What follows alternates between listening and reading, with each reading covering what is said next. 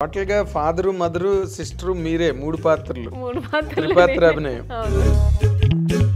అనేది నన్ను పిచ్చి టార్చర్ పెట్టేదాన్ని కదా, నువ్వు నన్ను ఇది లేవు ఇది నేర్చుకో అది నేర్చుకోవాలని. మళ్ళీ అసలు ఈ సెకండ్ ఇన్నింగ్స్ అన్నది ఎందుకు స్టార్ట్ అయిందండి? నేను అయితే హీరోయిన్ ఉందని తెలుసు నా ఫైనాన్సర్ ఎందుకు చూడాలి నన్ను అనవసరంగా. ద మిస్టేక్ హ్యాపెండ్ అండి మీ personal life. Welcome our dear viewers of I dreams. ఈరోజు మనతో పాటు స్టూడియోలో ఉన్న ఈ స్పెషల్ గెస్ట్ కెరీర్లో చాలా మైల్ స్టోన్స్, అంటే ఒక నటిగా చాలా అద్భుతమైన పాత్రలు చేసి మొత్తం క్లాస్ మాస్ ప్రేక్షకులన్న తేడా లేకుండా అందరినీ ఆకట్టుకుని తనదైన ఒక కెరీర్ని, ఒక ట్రాక్ రికార్డుని నిలబెట్టుకున్న ఒక ఎమినెంట్ యాక్ట్రెస్. ఆవిడ పేరే ఆమని.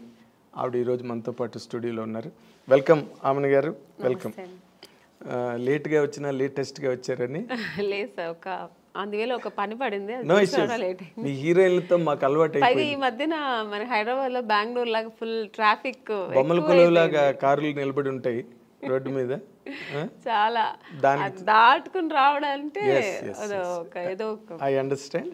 దానికి తోడు ఈ వర్షం ఒకటి 2 రోజులు బట్టి అయినప్పటికీ మీరు టైం స్పేర్ చేసుకుని వచ్చినందుకు అండ్ మా ఐ డ్రీమ్ తరఫున మీకు థ్యాంక్స్ చెప్తున్నాను ఫస్ట్ ఆఫ్ ఆల్.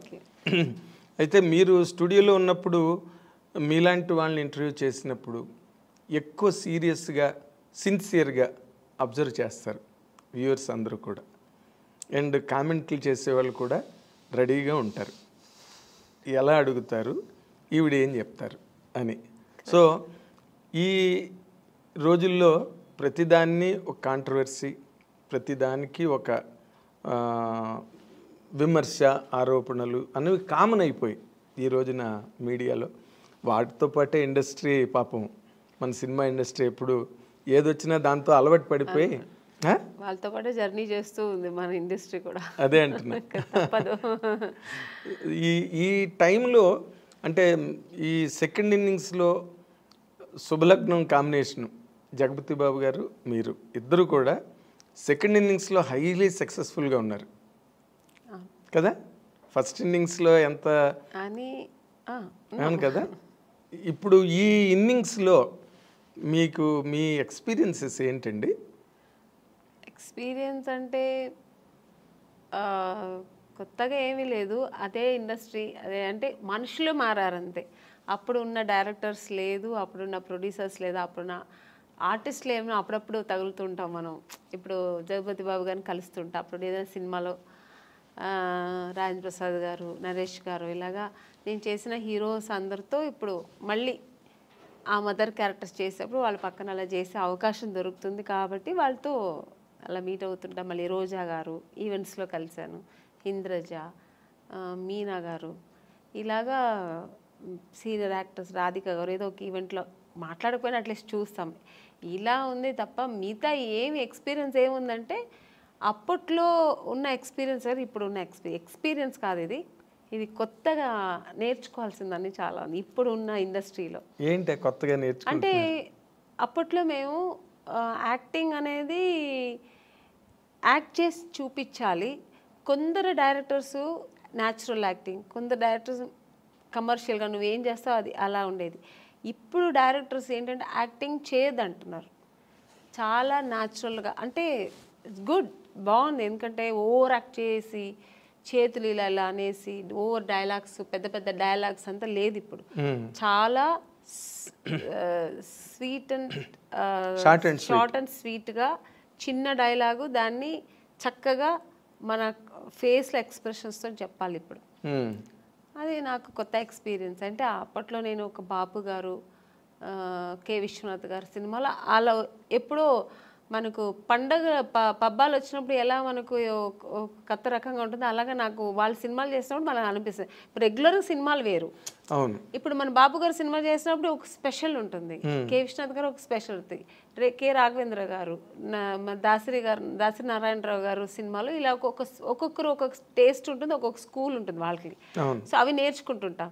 ఇప్పుడు అలా కదా, ఆల్ డైరెక్టర్స్ ఇలా ఒకేలాగా ఇలాగే లేదు మేడం, ఇలాగే ఉండాలి.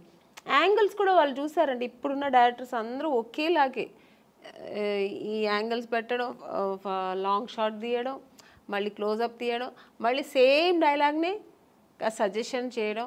సో అది వాళ్ళు ఇప్పుడు అలా తీస్తారేమో మాకు తెలియదు, అంటే నాకు డైరెక్షన్ గురించి అవగాహన లేదు, నాకు నాలెడ్జ్ లేదు, బట్ తెలుస్తుంది నాకు ఓ రకంగా ఎక్స్పీరియన్స్.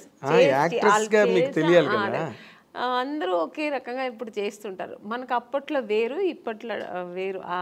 చేసే ఆ డైరెక్షన్ కానీ, మేకింగ్ కానీ, కెమెరా మేకింగ్ కానీ, ఇవన్నీ మనకు ఆ లైటింగ్స్ కానీ ఇవన్నీ కొత్తగా ఉన్నాయి.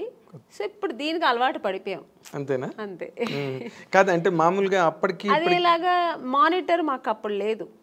పర్ఫెక్షన్ మనం ముందే చేసుకోవాలి, అన్నీ ఆల్రెడీ మనం అన్నీ చేసుకుని టేక్ అన్నప్పుడు ఒక్క టేక్ ఎప్పుడైనా చాలా కష్టం, పెద్ద డైలాగ్స్ ఏదైనా కొంచెం ఎక్స్ప్రెషన్స్ కష్టం ఉన్నప్పుడు సెకండ్ టూ టేక్స్ అలా తీసుకున్నాం. చాలా రేరు ఆర్టిస్టులు అందరూ ఒక 4-5 టేక్స్ తీసుకోవడం అంటేనే మాకు నర్వస్ అయిపోతుంటుంది. రెండో టేక్ అనేప్పటికి అమ్మో బాబాయ్ ఏంటి రెండో టేక్ తీసుకున్నాం అండి. ఇప్పుడు అలా కాదు, అసలు వాళ్ళు రిహర్సల్ చూడట్లేదు. ఏ డైరెక్టర్ సరే రెడీ మేడం ఇచ్చారా ఓకే డైలాగ్ చూసుకున్నా ఆ టేక్ వెళ్ళిపోదాం మేడం అంటున్నా. అంటే మేము ముందు ప్రిపేర్ మేము అయిపోవాలి, లేదంటే ఏం తీస్తున్నారో మనకు తెలియదు. ఒకసారి చూసుకోవడం కానీ, మన ప్లేసెస్ ఎక్కడుంటాయి, మా యాంగిల్స్ ఎలా వస్తాయి, లైటింగ్ ఎలా పడుతుంది, ఇవన్నీ ఏమి ఇప్పుడు చూసుకోవట్లేదు. అంటే వాళ్ళకు కాన్ఫిడెంట్ బాగా వస్తుంది అని. సో మనం ఆర్టిస్ట్ అలా ఉండలేము. ముందే మనం వాళ్ళు ఏం చేస్తారో మనం తెలుసుకొని దానికి తగినట్టుగా. ఇప్పుడు అప్పుడు రిహార్సల్ ఎక్కువ ఉండేది, టేక్ తక్కువ ఉండేది. ఇప్పుడు టేక్లు ఎక్కువైపోయింది, రిహార్సలే ఉండట్లేదు. ఇప్పుడు టేక్ అంటే బాగా రాలేదు ఇంకో 1 more.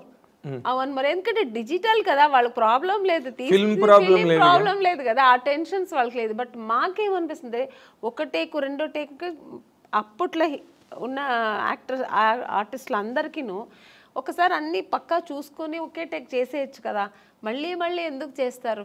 ఇప్పుడు ఒక ఎమోషనల్ అని మళ్ళీ చేస్తే రాదండి. అవును, పక్కా చూసుకొని ఒకసారి చేస్తేనే ఆ డెప్త్ ఒక్కసారి బాగుంటుంది, మళ్ళీ చేస్తే బాగుంటుంది. అది ఇప్పుడు వాళ్ళకి చెప్పి అర్థం చేయించాలా లేదో తెలియదు, కానీ కొంతమంది చెప్పేస్తారు. నేనైతే చెప్పను, వాళ్ళు చెప్తే మళ్ళీ ఇంకా చేయాల్సిందే. సో అలాగా ఈ డిఫరెన్సెస్ తప్ప నార్మల్గా అయితే బాగుంది ఇండస్ట్రీ, చాలా బాగుంది. అప్పటికంటే ఇప్పుడు బాగా ఆర్టిస్టులకి రెమ్యునేషన్ కానీ, వాళ్ళకి అన్నీ ఏమంటారు, అప్పుడు క్యారవాన్ ఉండేది కాదు, రెడీ అనే మార్నింగ్ 7 o'clock అంటే ఇంకెవరు పిలవాల్సిన అవసరం లేదు, మేము అందరూ ఆన్ ది స్పాట్లో ఉండాల్సిందే. ఇప్పుడు అలా కాదు, పిలిస్తేనే వస్తున్నారు ఆర్టిస్టులు, క్యారవాన్లో కూర్చుంటున్నారు, పిలవని వెళ్దాం ఎందుకు, ఇప్పుడు ముందే వెళ్ళి అక్కడ వెళ్ళి స్పాట్లో కూర్చో. ఇప్పుడు అలా అయింది ఇండస్ట్రీ. ఆ స్టైల్ అని కాదు, అంతే, అది ఇప్పుడు ఉన్న జనరేషన్ ట్రెండ్. ఎవరికి పర్వాలే, ఆర్టిస్ట్ పిలిస్తే వస్తారు, ఎందుకు వాళ్ళే చెప్తారు. కూర్చొని ఉంటే మేడం మీరు వెళ్ళి క్యారవాన్లో కూర్చోండి మేడం మేము పిలుస్తామంటారు, వాళ్ళే అంటారు. అలాంటప్పుడు మనం ఏమి చేయలేము. మీకు ఒక రకంగా అది కంఫర్ట్ కదా, కంఫర్ట్, చాలా కంఫర్ట్. ఇప్పుడు అంటే నాకు ఎలా అంటే కంఫర్ట్ అంటే, ఇప్పుడు మనం చేస్తుంటే ఇంకో ఆర్టిస్ట్ చేస్తుంటే వాళ్ళు ఎలా చేస్తారో మేము అప్పుడు అబ్జర్వ్ చేసేవాళ్ళం. ఇప్పుడు మనది అయిపోయింది వెళ్ళి కూర్చుంటే ఇక్కడ ఏం జరుగుతుంది, నెక్స్ట్ సీన్ ఏమవుతుంది, ఇవన్నీ మనకు తెలియట్లేదు.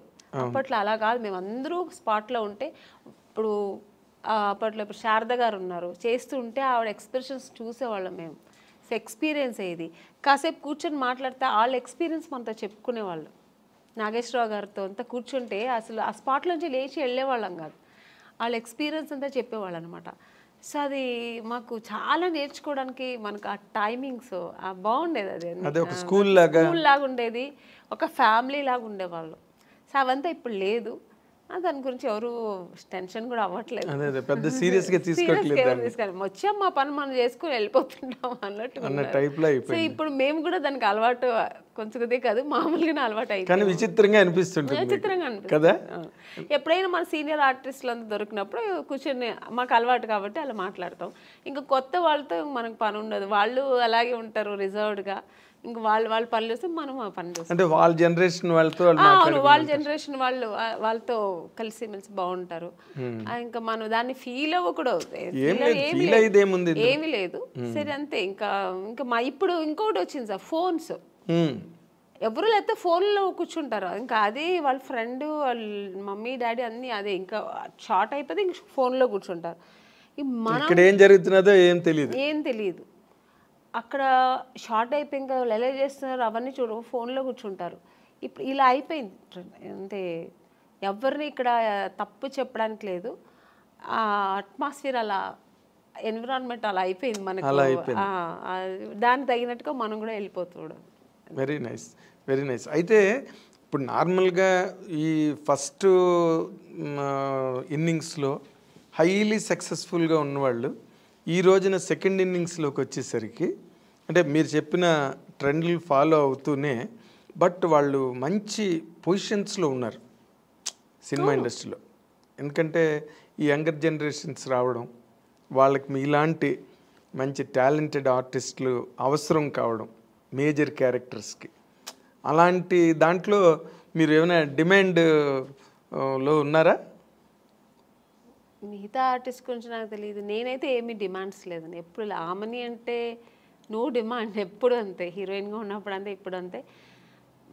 క్యారెక్టర్ వింటాను, నచ్చితే ఓకే బాగుంది చేస్తాను.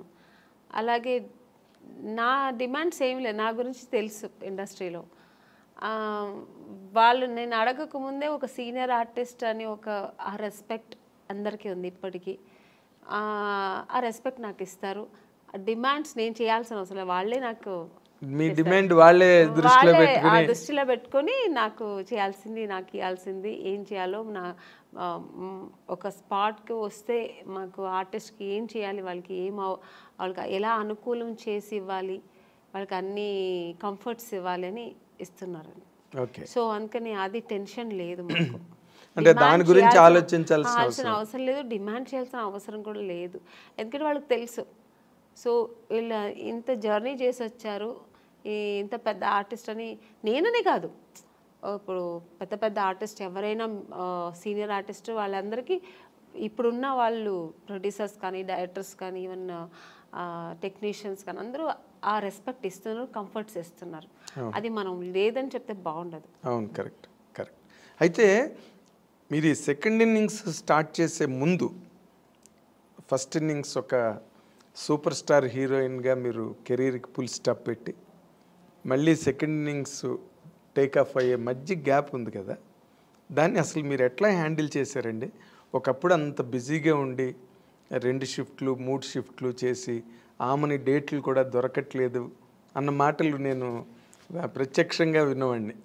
అలాంటి ఒక కెరీర్ని ఒక్కసారి పవర్ బ్రేక్ కొట్టి మళ్ళీ సెకండ్ ఇన్నింగ్స్ మధ్యలో గ్యాప్ ఉంది కదా, ఈ గ్యాప్ని మీరు అసలు ఎట్లాగా ఎంజాయ్ చేశారు, ఎట్లా హ్యాండిల్ చేశారు? మోర్ ఇంపార్టెంట్లీ నిజంగా చాలా కష్టమైంది నాకు. 1 ఇయర్ అసలు పిచ్చి పట్టేది నాకు. మ్యారేజ్ చేసుకొని వెళ్ళాను నేను, వేరే ఆప్షన్ ఏమీ లేదు. వెళ్ళిన తర్వాత నాకు ఇంట్లో కూర్చోడం చాలా కష్టమైంది. ఎందుకంటే నాకు కుకింగ్ తెలియదు, అస్సలు తెలియదు. నాకు చిన్నప్పటి స్పూన్ పట్టుకోవడం కూడా తెలియదు. ఎప్పుడైనా కాఫీను టీ అలా చేసేదాన్ని. మా నాన్నగారు అమ్మ చేసి పెట్టిన వంటను వడ్డిచ్చేదాన్ని. ఇది తప్ప నాకు వేరే ఏం తెలియదు. మిగతా పనులన్నీ చేస్తా ఇంట్లో. ఒక ఆడపిల్ల చేయాల్సిన పనులని ఊడవడం కానీ, క్లీనింగ్ కానీ, బట్టలు క్లీన్ చేయడం, ఇవన్నీ చేస్తా. కుకింగ్ మా అమ్మ వదిలేదు కాదు. నీకేం తెలీదురా, నాకు ఇష్టం. నేను ఎప్పుడైనా వెళ్ళి అమ్మ నేను చేస్తానమ్మా ఈరోజు అని ఎప్పుడైనా హాలిడేస్లో చెప్తే కూడా మా అమ్మ తిట్టేది. సో అది నాకు అలవాటే లేదు అసలు. ఇంకా సినిమాకి వస్తే టోటల్గా కాఫీ కూడా మర్చిపోయాను. కాఫీ తాగడం మర్చిపోయాను. ఎందుకంటే అదో హీరోయిన్స్ అంటే అప్పట్లో కలర్ రావంటే కాఫీ తాగితే నల్లబడిపోతారు, ఇలా అంతా చెప్పేవాళ్ళు కదా, అందుకని మిల్క్ తాగడం, జ్యూసులు తాగడం, మిల్క్ తాగితే లావ్ అవుతారని జ్యూసులు ఎక్కువ తాగడం, ఇలా అలవాటు అయిపోయి కాఫీ కూడా ఎలా పెట్టడం కూడా మర్చిపోయాను, తాగడం కూడా మర్చిపోయాను. సో తర్వాత వెళ్ళి ఇంకా 1 year కష్టమైంది. ఇంకా ఇలా కుకింగ్ ఎలా చేయాలి నేర్చుకున్నాను, ఫ్యామిలీ ఎలా రన్ చేయాలి. ఇంకా ఆ టెన్షన్స్ వేరు కదా, ఫ్యామిలీ టెన్షన్స్. అది ఫుల్ టైం జాబ్ అది. మనకి ఇలా ఏం టైం ఉండదు. ఇక 6 o'clock ప్యాకప్ అయితే రిలాక్స్ అవ్వడం ఏమి ఉండదు, ఎప్పుడు బిజీ, అది టెన్షన్స్ ఎప్పుడు ఉండదు. సో అవన్నీ నేర్చుకోవడం, లైఫ్ అనేది ఏం నేర్చుకోవాలి అవన్నీ ఆఫ్టర్ మ్యారేజ్ చాలా నేను నేర్చుకున్నాను. మా సిస్టర్స్ అంతా ఇంకా అప్పుడు పెళ్లి కాలేదు, చదువుకుంటున్నారు. సో వాళ్ళ లైఫ్ అంతా ఎలా వాళ్ళు సెటిల్ చేయడం, వాళ్ళకి పెళ్ళిళ్ళు చేయడం, ఇవన్నీ బాధ్యత మీదేనండి. అన్నీ నేను ఇంట్లో పెద్ద కాబట్టి మా బ్రదర్కి మ్యారేజ్ చేశాను, మా సిస్టర్కి మ్యారేజ్ చేశాను. సో ఇవన్నీ నాకు ఫుల్ బిజీ. మీరు చెప్పినట్టు 24 hours బిజీ ఉండేదాన్ని. అసలు అప్పుడు కూడా నిద్ర ఉండేది కాదు నాకు. మా సిస్టర్స్ చదవలేదంటే మార్నింగ్ 4 o'clock లేపి చదువు కూర్చొని అని, నేను ఒక టీచర్ లా కూర్చొని, నేను చెప్పేవాడిని కాదు, నేను కూర్చుంటా నువ్వు చదువు అనేదాన్ని. సో ఇలా బిజీ అయ్యాను కాబట్టి నాకు అందులో ఒక 1 year కష్టమైంది. తర్వాత అలవాటు అయిపోయింది, ఆ లైఫ్ అలవాటు అయిపోయింది. తర్వాత బాగుంది కూడా లైఫ్ అనుకున్నాను. ఇది కూడా ఒక ఇంట్లోనే. సో హ్యాపీగా ఎక్కడన్నా నాకు మామూలుగా బయట వెళ్ళడం అంత పెద్ద ఇంట్రెస్ట్ లేదండి. పార్టీలు, పబ్బులు అని వెళ్తారు కదా, నాకు అది లేదు. నాకు ఇంట్లో ఉంటే ఫ్యామిలీ చూసుకోవడం, ఎలాగో ఒక 3-4 hours దేవుడు ఇంట్లోనే గడిపేస్తా. నాకు పూజలు అవన్నీ చాలా ఇష్టం, దేవుడు నమ్మకం ఎక్కువ. సో అక్కడ సగం నాకు టైం. రేపు దేవుడికి ఏ పువ్వులు కొనాలి, ఎంత పువ్వులు కొనాలి, ఎక్కడ కొనాలి, ఇలా ఉంటుంది నాకు. ఈ ఆలోచనలు ఎక్కువ. రేపు ఏంటి ఏకాదశ, రేపు ఏం పూజ చేద్దాం, రేపు ఫాస్టింగ్ ఉందామా, సో ఈ ఆలోచనలు ఉంటాయి. పిల్లలకి ఏం డ్రెస్ కొనాలి, మా సిస్టర్స్ అయినా కూడా వాళ్ళకి నేనే వెళ్ళి పర్చేస్ చేసేదాన్ని, షాపింగ్ చేసేదాన్ని. సో ఇలా బిజీ ఉండేదాన్ని. ఓకే. బట్ నేను అంటే చాలామంది హీరోయిన్లతో ఈ ఇండస్ట్రీలో వాళ్ళ అనుభవాలన్నీ చూసాం కాబట్టి, ఇన్ జనరల్గా సినిమా కెరీర్లో ఉండే ఛాలెంజెస్ కానీ, లేకపోతే పర్సనల్ లైఫ్, ఫ్యామిలీ లైఫ్లో ఉండే ఛాలెంజెస్ కానీ, వాటిలో మేజర్ డిఫరెన్స్ ఏమైనా మీరు ఫీల్ అయ్యారా? అంటే కెరీర్లో కొన్ని ఛాలెంజెస్ ఉంటాయి, అలాగే ఫ్యామిలీ లైఫ్ వాటిని మెయింటైన్ చేయడం, బ్యాలెన్స్ చేసుకోవడం, ఆ ఎమోషన్స్ని మేనేజ్ చేసుకోవడం, ఇవన్నీ కూడా ఛాలెంజెస్సేగా. మోర్ ఇంపార్టెంట్లీ సినిమా హీరోయిన్లకే ఎక్కువ ఛాలెంజెస్ ఉంటాయి. ఎందుకంటే మీరు ఇందాక చెప్పినట్టుగా షూటింగ్లు అయిపోయిన తర్వాత మళ్ళీ ఇంటికి అడాప్ట్ అవ్వడానికి కొంత ఛాలెంజే అది. బట్ అదర్ దాన్ దట్ మీరు ఛాలెంజ్గా ఫేస్ చేసిన సిచ్యువేషన్స్ ఏమైనా ఉన్నాయండి అంటే ఫ్యామిలీ లైఫ్లో? చాలా ఉందండి. ఎందుకంటే నేను ఇంటికి మెయిన్ పెద్దమ్మాయి, నేనే ఫస్ట్. అన్ని రెస్పాన్సిబుల్ నాకు ముందు నుంచి అదే నాకుంది. ఎందుకంటే నేను సినిమా ఇండస్ట్రీకి వచ్చినాడు, మా బ్రదర్ చదువుతున్నాడు, మా సిస్టర్ చదువుతుంది, అందరూ చదువుతున్నారు కాబట్టి, సో వాళ్ళ ఎడ్యుకేషన్, వాళ్ళు మళ్ళీ పెళ్ళిళ్ళు, ఇవన్నీ నేను చేసేదాన్ని. అవన్నీ ఛాలెంజింగ్గా చేసేది. ఎందుకంటే నాకు అంత ఏజ్ లేదు. అంటే వాళ్ళు పెళ్ళిళ్ళు చేసేంత, ఇప్పుడు మామూలుగా పెళ్ళిళ్ళు అంటే ఏ ఏజ్లో చేస్తారు, పిల్లలు పెద్దవాళ్ళు అయ్యేప్పటికి ఒక 50 years 53 years అప్పుడు మనకు అలా ఉన్నప్పుడు చేస్తాం. కానీ నేనే ఇంకా పెళ్లి చేసుకుని అప్పుడే వెళ్ళాను. ఆ టైంలో వాళ్ళకి పెళ్ళిళ్ళు చేస్తానంటే మీదే కొత్త పెళ్లి కూతురు టైప్లో నేను నా లైఫ్ ఎంజాయ్ చేయలేదు, ఫుల్ వాళ్ళకి స్పెండ్ చేశాను. ఇంకా వాళ్ళకి వెళ్ళి పెళ్లి కూతురు చూడడం, పెళ్లి కొడుకు చూడడం, వాళ్ళకి బట్టలు కొనడం, వాళ్ళకి జ్యువెల్స్ కొనడం, ఇలాంటి మా సిస్టర్కి ఇలా ఉంటే బాగుంటుందేమో, అలా ఉంటే బాగుంటుందేమో, లైఫ్ ఇలా ఉంటే బాగుంటుందేమో అని, ఈ అమ్మాయి కాదు, ఈ అబ్బాయి కాదు, ఇలా ఓవర్ మెచ్యూర్డ్ ఆలోచనలు నాకు అప్పుడే వచ్చేసాయి. అవన్నీ ఛాలెంజింగే కదా నాకు, బట్ చేశాను. నాకైతే కొంచెం టెన్షన్స్ ఎక్కువ ఉండేది కానీ చేశాను. సినిమా టెన్షన్స్ వేరు, ఈ టెన్షన్స్ వేరు. సో అక్కడ కూడా మనకు ఎక్కడ కొద్దిగా ఫైనాన్షియల్ ప్రాబ్లమ్ వస్తే మళ్ళీ అది టెన్షన్, ఇంత గ్రాండ్గా చేయాలి. ఎందుకంటే మా అమ్మాయి, మా సిస్టర్ పెళ్ళి కదా, మా బ్రదర్ పెళ్ళి కదా, గ్రాండ్గా చేయాలి. ఆమ్ని గారు చెల్లెలు అంటారు, ఆమ్ని గారు తమ్ముడు అంటారు అని. సో అది నా గురించి నేను ఎప్పుడు ఆలోచించాను. ఇలాగా మా ఇంట్లో మా అమ్మకి ఇంత మంచి పట్టు, ఏ ఊరు వెళ్తే షూటింగ్స్లో కూడా మా అమ్మకి ఈ ఊర్లో పట్టు చీర తీసుకెళ్దాం, ఈ ఊర్లో ఏంటి స్పెషల్, ఓకే జ్యువెల్స్, కేరళ వెళ్తే ఆ కేరళ బాగుంటుంది, ఈ కేరళ టెంపుల్ జ్యువెలరీ బాగుంటుంది అని ఇలా తీసుకెళ్ళేదాన్ని సిస్టర్స్ కానీ అమ్మకి కానీ. సో ఎప్పుడు నాకు ఫ్యామిలీ టెన్షన్ కాదు అది, నేను నేనే అది ఆక్యుపైడ్ అయ్యేదాన్ని, నేనే ఇంట్రెస్ట్ తీసుకొని చేసేదాన్ని, నాకు ఇష్టం కూడా. అంటే బేసిక్గా ఇప్పుడు సినిమా కెరీర్ అంటే మీకు బోల్డ్ పొగడ్తలు, అవార్డులు, షూటింగ్లు, చప్పట్లు, అసలు గ్రాండ్గా ఉంటుంది డే అంతా. ఏదైనా షూటింగ్కి వెళ్ళాలంటే ఏరోప్లేన్ ఎక్కి కార్లు వస్తాయి, వంది మాగదులు వస్తారు, ప్రొడక్షన్ మేనేజర్స్ వస్తారు, అక్కడ హీరోలు వెయిట్ చేస్తుంటారు, మేకప్ చేసుకుని సెట్లోకి రాగానే అసలు ఆ ఇన్విటేషన్స్, ఆ రిసెప్షన్ అన్నీ కూడా వేరే లెవెల్లో ఉంటాయి, నెక్స్ట్ లెవెల్లో. ఇవేవి ఇంటి దగ్గర ఉండవు. పని మనిషి దగ్గర నుంచి అన్ని పనులు ఎంత పెద్ద హీరోయిన్ అయినా చూసుకోవాల్సిందే. అబ్సల్యూట్లీ కరెక్ట్ మీరు చెప్పడం. ఎందుకంటే మనకు సినిమా అని వచ్చినప్పుడు మాకు ఇలా టవల్ ఇలా గ్లాస్ ఇలా పెడుతుంటారు, పరిగెత్తుకొచ్చి అసిస్టెంట్ తీసుకుంటారు, మేడం మేడం మేడం ఇవ్వండి మేడం, చెప్పులు మన లేచిన చెప్పులు తీసుకొచ్చి పెడతారు. సో ఇలా అలవాటు మేము చేయకపోయినా వాళ్ళు అలవాటు చేసేస్తారు. ఒక ఆ రేంజ్ వచ్చిన తర్వాత ఆర్టిస్టులకి అది తనగా వచ్చేస్తుంది, ఆ మర్యాదలు, ఆ రెస్పెక్ట్ స్పాట్కి వచ్చిన. ఈవెన్ ఇప్పుడు కూడా నేను ఇప్పుడు ఒక ఆమెనిగా నేను క్యారెక్టర్ ఆర్టిస్ట్ అయినా కూడా బట్ మీకు లెగసీ ఉంది కదా, పెద్ద హీరోయిన్ ఏదో ఒక ఉంది. అసిస్టెంట్స్ కానీ హెయిర్ డ్రెస్సర్స్ కానీ వీళ్ళందరూ మాకు ఆ సేవలు చేస్తుంటారు. నాకు చాలా అంటే చేయించుకోవడం ఒకలా ఉన్నా కూడా తప్పదు, ఇక్కడ చేయాలి, చేయించుకోవాల్సి వస్తుంది. ఎందుకంటే నేను వెళ్ళి చేస్తే కూడా వాళ్ళు వదలరు. మేడం మేడం మీరెందుకు మేడం తీసుకొస్తారు, నా చేతికి ఇవ్వండి ఫోను అని, ఆ ఫోన్ కూడా లాగేసుకుంటారు, ఆ ప్రైవసీ కూడా నాకు వదలరు. ఫోన్ నేను మాట్లాడాలమ్మా, నాకు కావాలన్నా కూడా పర్వాలేదు మేడం నేను పెట్టుకుంటాను, ఫోన్ వస్తే ఇస్తానంటారు. సో అలా ఉంటుంది. ఇంట్లో అలా లేదు, టోటల్ డిఫరెంట్.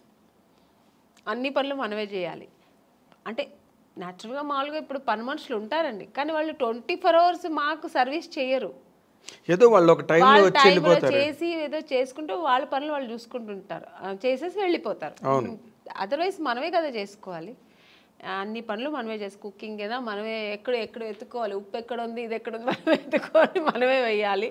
మనకు శారీస్ రేపు పార్టీకి వెళ్ళే ఏదో ఒక పెళ్ళికి వెళ్తున్నాం అనుకోండి, అమ్మో రేపుకి ఏం జ్యువెలరీ ఏ సారీ అన్నీ మనమే ఎత్తి పెట్టుకోవాలి. అదేం తప్ప అనట్లు, ఎందుకంటే అదొక లైఫ్ స్టైల్. మనకు సెల్ఫ్ ఒక ఇది వస్తుంది, మాకు సెల్ఫ్ కాన్ఫిడెన్స్, మనది మనం ఎలా చేసుకోవాలని ఆ ప్రైవసీ కూడా ఉంటుంది. మన ఇష్టంగా ఎలా చేసుకో, ఇక్కడ అన్ని డిపెండ్ అవుతాం ఒకరి మీద, వాళ్ళు ఇచ్చిన జ్యువెలరీ వేసుకుంటాం, వాళ్ళు ఇచ్చిన శారీ వేసుకుంటాం, అక్కడ అలా కదా అని మనకి ఇష్టపడి మనం చేసుకుంటాం. So total different. ఆ లైఫ్ అనుభవిస్తాం, ఈ లైఫ్ అనుభవిస్తాం. ఆర్టిస్టులకి అదొక వరం అండి. ఎగ్జాక్ట్లీ. తర్వాత ఇంకొక ముఖ్యమైన పాయింట్ ఏంటంటే, మీరు సినిమా హీరోయిన్లుగా వచ్చి ఒక రేంజ్ వచ్చి ఇన్కమ్, ఎర్నింగ్స్, సినిమాకి రెమ్యునరేషన్స్ పెరుగుతూ ఉంటాయి.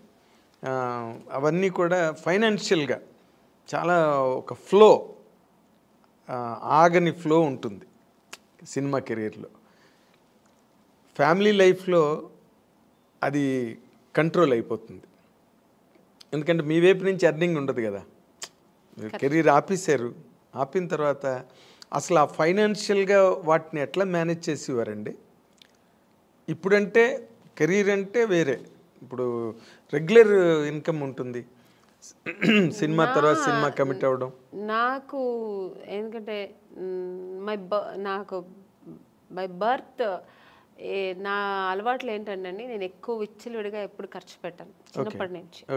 ఒక పొదుపు అంటారు కదా, అది మా నాన్నగారు మంచిగా ఉన్నప్పుడే సరే, కొంచెం ఫైనాన్షియల్ ప్రాబ్లం వచ్చినప్పుడు సరే నేను ఎప్పుడు పొదుపుగానే ఉంటాను. మా సిస్టర్ మా బ్రదర్ అంతా కొంచెం డిఫరెన్స్, అంటే శుభలగ్నంలో క్యారెక్టర్ లా కాదు, ఆపోజిట్ క్యారెక్టర్, చాలా డిఫరెంట్ ఉంటాను నేను అన్ని విషయాల్లో. ఇంట్లో ఏదైనా ఒకటి కావాలన్నా, ఒక వస్తువు కావాలన్నా అది నాకు కొనేయాలి. ఒకరి ఇంటికి వెళ్ళాను అనుకోండి, వాళ్ళ ఇంట్లో చూసానంటే మన ఇంట్లో ఇది లేదు కదా నేను కొనేయాలని నెక్స్ట్ అది నేను టార్గెట్ పెట్టుకుంటాను. చిన్నప్పటి నుంచి అది నాకు అలవాటు. ఓకే. అది లేదు. సరే మా అమ్మ అది కొనమంటే నీకు వేరే పని లేదు, వాళ్ళు పెట్టుకుంటారు మనం పెట్టుకోవాలా అని అమ్మ అది పెద్ద పట్టించుకునేవారు. మా నాన్నగారు కూడా అంతే. అప్పుడు నేను పెట్టుకున్నాను, మనం ఎందుకు కొనకూడదని.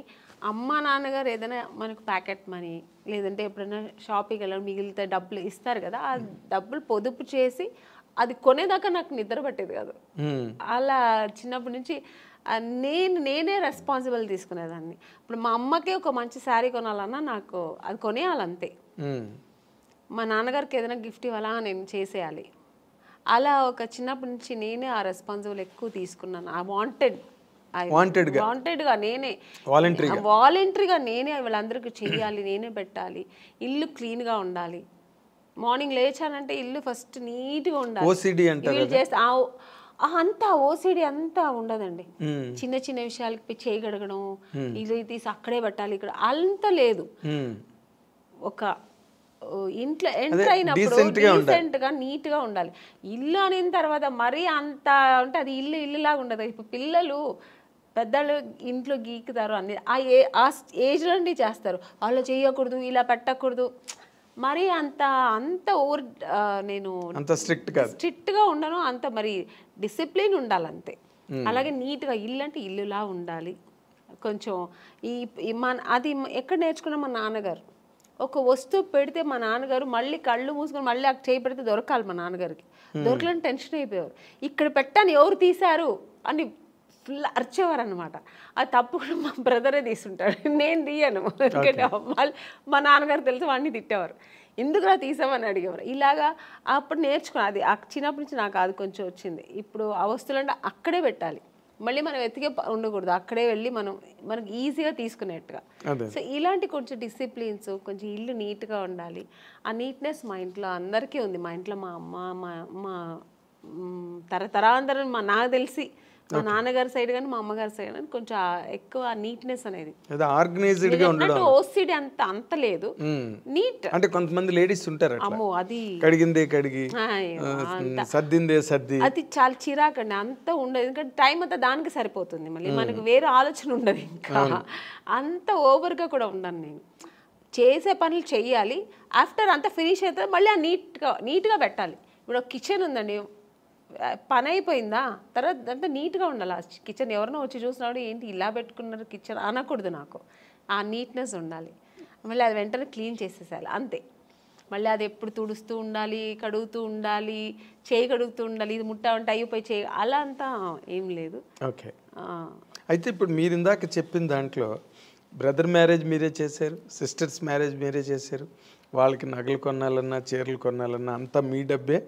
ఇప్పుడు వాళ్ళ పిల్లలు పుట్టిన తర్వాత వాళ్ళ పేర్లు కూడా నేనే పెట్టానండి.